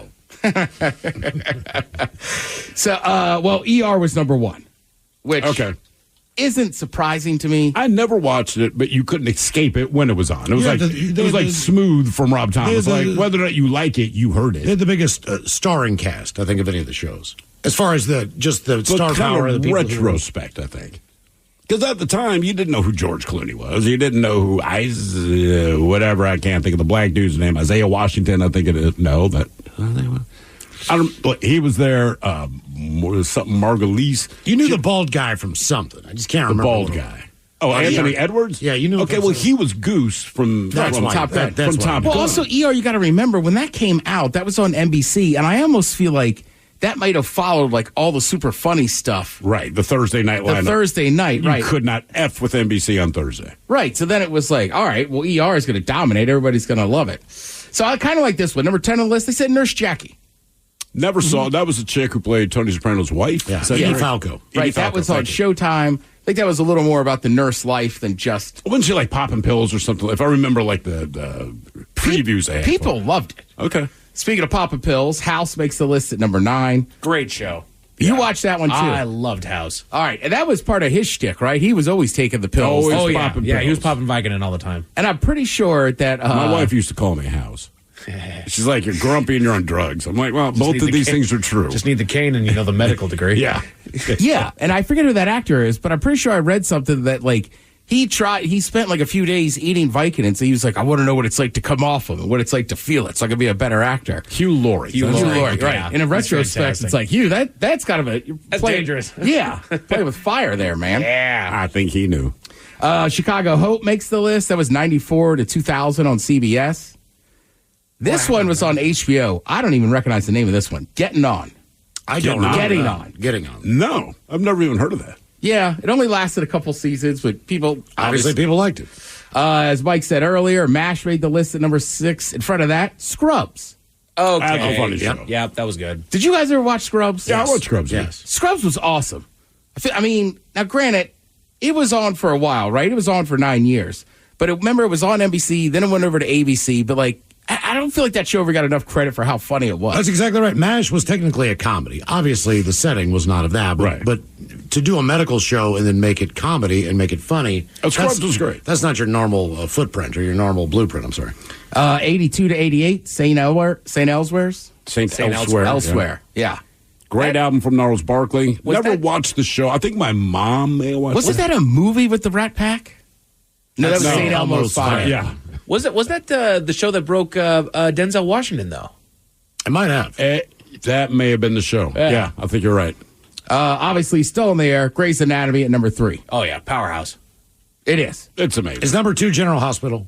No, General Hospital did make the list. Come on. Dr. Kildare, that was on in the 60s on NBC for like 5 years. So then, like we said, ER was number 1. But I'm kind of happy they added some stuff that aren't just at a hospital what Scrubs is, but Scrubs was never serious. It was a 30-minute comedy. And MASH, the whole point of it was the main 2 characters, this is how they cope with the atrocities of what's going on around them, right? So they crack jokes, keep a little levity. Yeah, I tell you what, man, house full of 7 people who are just full of testosterone, 19 years old, chest thumping, getting in fights just for fun to see who'd win type thing at night. We would all run home every day just to catch General Hospital in the afternoon. That was the first thing we did. We come in, it was already on, or we were getting ready to watch it. We'd all just sit down and watch General Hospital. We've talked about it before, but it came on, I feel like, a little bit later in the afternoon. It was either like at 3:30 or 4. Right, because I feel like it was right before Oprah went on our channel. Yeah, and like my Aunt Barbara, right? When my cousins were like kids, like she didn't work, but like it was also nice because like if something happened at your school, we had a day off, like we could go over to Aunt Barbara's. But she always watched soap operas. And as kids, we thought it was insane. But you're right. I think by 8th grade or high school, General Hospital. Yeah, me and some of my cousins had gotten into being like, oh, well, I do like General Hospital. But that was the only one. Yeah, nobody's gonna bang the drum for what our Days of Our Lives. Days of Our Lives. Name that. What were the Days of Our Lives? Guiding One Light. Life to Live. Guiding Light was one. Bold and the Beautiful. That's what I was like. What is Days like of the Our Beautiful Lives. People or? Yeah, Bold and the Beautiful was a weird one too. Because I remember seeing an SNL skit that I didn't fathom what SNL was for once. Yeah. And it was like black and bold and beautiful. So every time I saw Bold and the Beautiful later on, I'd be like, that's the black one, right? People were like, no. But you got to stop saying that. Right? Let's see. You got a few things on tonight. If you're a Dancing with the Stars person, that's a 33rd season premiere. You can check that out. Mike, I don't know if we want to get fired up again. Mariners are what, 2.5 back of the wild card? I think we're just 2 now. Is it just 2 now? Yeah, we got that half back. Got that half back, yeah. But the Yankees are in town. Come on. Jesus, man, I forget that the Yankees are the Yankees. Mm-hmm. We were just, Miles said today, he's like, the Yankees are staying across the street. I was like, at that hotel? That's like the nicest one. They're and there was people out there, and I'm just like, right, it's the Yankees. There's very few sports teams in the world that are as big as a brand as like the Yankees. We should go set off the fire alarm. And they are in town. The fans are in town. They've got the jerseys. They're walking around. Waiting for autographs. Yeah. None of them are from New York. Yeah. Thank you, Tom. We appreciate it. You're listening to Men's Room. Introducing Instagram Teen Accounts. Automatic protections for teens. With built-in limits for who can contact them and the content they can see. Helping teens safely connect to the people and things that matter most. Plus, teens under 16 require parental approval to change safety settings. New Instagram Teen Accounts. Automatic protections for who can contact them and the content they can see. Learn more at Instagram.com/teenaccounts. The Men's Room returns with Miles and Thrill. Now, let's see what's happening in the real world. All right, here we go. The Illinois men get into a fight in a jiffy, as both then got into a jam. Meanwhile, an animal named Cinnamon escapes the zoo and is still on the lam. Man swimming in Loch Ness claims that Nessie gave him a nudge. Young boy is trapped between 2 boulders for 9 hours and could not budge. And San Francisco police and drivers play a game of chicken. It's time for your headlines. Now, it's time to hit the headlines. Here's my cop. All right, our top story, we go to San Francisco, where local authorities are getting creative.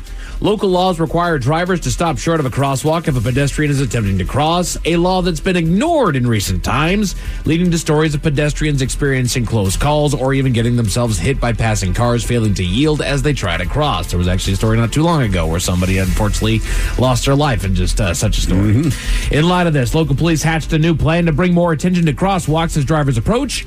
One of the officers donned a giant chicken costume and slowly struts his way across the road, making sure to give ample time and distance for the drivers to notice him. If they continue on in spite of the chicken pedestrian, he'll wave at nearby officers who move in and issue a citation for the offending drivers. The maximum penalty for failing to yield is $400 American. I like the flags, too. The flags. Like some places, like if you're going to use the crosswalk, like there's flags there. Yeah, like at Maple Leaf. So right? you like hold it up and then, when you get to their side, you just leave it on that side. Yeah. Like Kirkland, I think, was one of the first cities I ever saw that had them. Oh, yeah? I like that. Yeah, I mean, look, full disclosure, like there's sometimes, like whether there's another car in front, you just kind of don't see that person walking in there. So, right? Like you feel awful, right? When they like stop and you just like, oh, I'm the idiot, sorry. But and there's other places that have incorporated a button that starts flashing lights and stuff like that for the crosswalk. But their point was much to what you were saying, Ted. Not everybody's honest when they say that. I just didn't see him. So he's like, if you can't see a giant inflatable chicken, right now you're right now. Right. That's a good point. I would die laughing. I mean, I obviously would stop too. But I'm like, oh, look at that chicken. Exactly. What in the hell's this guy doing over there? Get a chicken. In other news, over in the UK, someone doing a swimming challenge thinks that he's found evidence of a legend. He had flown in from Australia with the idea of completing a swim across a local lake at its deepest, coldest point. He completed the challenge without issue, but says something brushed his leg as he made his journey through the water, believing it to be none other than Nessie herself. All right. He had made the swim over Loch Ness, saying that you can't ignore the legend of the water at the time that you're in it, and says that he's sure that he felt Nessie brush against his leg. He commemorated the swim by getting a tattoo of the legendary creature afterwards. It had to be, because nothing else lives in the water. A thing that's 25 feet long that they estimate, maybe. Just brushed up against him, and he didn't notice anything. Nothing at all. No. Yeah. I think if an orca swam by me, I'd notice. Yeah. Something that size, as far as what they believe it to be. Sneaky. Only if it brushes against your leg, Miles. And there could be a lot of other stuff down there. Not in the water. Nope. Could also be Nessie. I like to believe in Nessie. All right. Yeah, screw it. I'm back on your team. I just feel like in modern days, right, it was always like grainy pictures. Like, right. It comes up to get air or something. I don't know. It should show up from something. Exactly. Well, she's elusive. Yeah, well, I've done a deep dive on Nessie. Pun intended. I'm about to say, good work. Still in the UK, a zoo in England is boosting their efforts to track down a missing asset. Late last week, officials were alerted to an animal that had managed to bust out of its confines, a capybara, lovingly named Cinnamon. Oh. She'd been spotted over the weekend near a road in close proximity to the zoo, but nobody was able to track her down after arriving on the scene. They say that they're upping their efforts by deploying a thermal camera for their searches, believing she's taking up shelter at a nearby brook. They've asked the public to inform them of any sighting, as she's timid and likely to be driven further away by any attempts to capture her by untrained individuals. Yeah, it's a capybara. That's my daughter's second favorite animal. Is it really? It's cute. Just a the tapir is number one. The capybara is number two. Like 2 years ago for Christmas, reached out to a buddy of mine who works at a print shop. So we got her a bunch of stickers, like some iron-on patches, and all the rest of this crap. It was her capybara football team. Okay. He created a logo for her, the whole nine. Just like, she was so happy. Just like big, ugly animals. All right. Yeah, you can't tell her. She doesn't care. I'll tell her. She gives me enough grief. I'll tell her. You can. You're right. I don't give a damn. I'll tell her. And just in case these stories left a bad taste in your mouth. Thankfully, there's good news. This story takes us to Roanoke, Virginia, where we can learn a little something from our elders. A 99-year-old local woman had been going to bingo every week for a year, collecting her winnings in a piggy bank for one single purpose. She was making about $1.50, $2 a week. All right. Being a former teacher, she collected her annual winnings and used the money to buy school supplies for kids in need in her district. What's more is, after her story got attention, more and more people came out of the woodwork to donate, eventually collecting over $500 to put towards supplies, enough to buy more than 20 of everything on her list. Good. That is cool. Gotta love it. It's pencils, it's books, it's backpacks, it's every paper. Yeah, no kidding. Everything that they just run you through the gutter about. Men's Room Sports, as we mentioned, the Yankees are in town and the Mariners are in a fight for the playoffs. The first of three against New York starts tonight at 6:40 over on Root Sports with Brian Wu dealing on the mound. I like Wu. He could probably get this one done. Let's take it early. Let's show them what we're made of, boys. Woo-hoo. Yeah. Woo-hoo. Always the pitcher, yeah. That's right. You've also got some basketball tonight as the Storm are hosting Las Vegas. That game starting at 7 on Fox 13 and the NBA Network. Wu's on first? No, Wu's on the mound. That got it, Miles. As far as your weather, the clouds that you see out there right now are sticking around all night long, cooling temperatures down to about 57 overnight with some light winds before they clear up later on tomorrow afternoon, where we can expect partly cloudy skies and a high of right around 68. That is it for your headlines. With that, Mike Hawk is out. Thank you, sir. We appreciate it. We'll see you next time for the return of Who Sucks Less. Lovely Jolene's up next. Yes, indeed, it's all true. But in the meantime, well, we be all about this bitch. So until tomorrow, please do what you do best. And for Aletha's sake, stay beautiful. The Men's Room has been taped before a live studio audience. Wardrobe and makeup provided by Mantastic Limited. This has been a presentation of the Men's Room Radio Network. Oh, man! A Double Flush production. This episode is brought to you by Progressive Insurance. Whether you love true crime or comedy, celebrity interviews or news, you call the shots on what's in your podcast queue. And guess what? Now you can call them on your auto insurance too with the Name Your Price tool from Progressive. It works just the way it sounds. You tell Progressive how much you want to pay for car insurance, and they'll show you coverage options that fit your budget. Get your quote today at Progressive.com to join the over 28 million drivers who trust Progressive. Progressive Casualty Insurance Company and Affiliates. Price and coverage match limited by state law. You're working from home. You settle in with a cup of coffee, ready to get the day started. Before you look at that to-do list, turn on your favorite Odyssey sports station on your smart speaker. We'll keep you company and bring you the latest updates from your teams while you tackle your inbox or get ready for another meeting that probably could have been an email. Power through the workday with the entertaining sports coverage you love from the local voices you trust. Just ask your smart speaker to play your favorite station.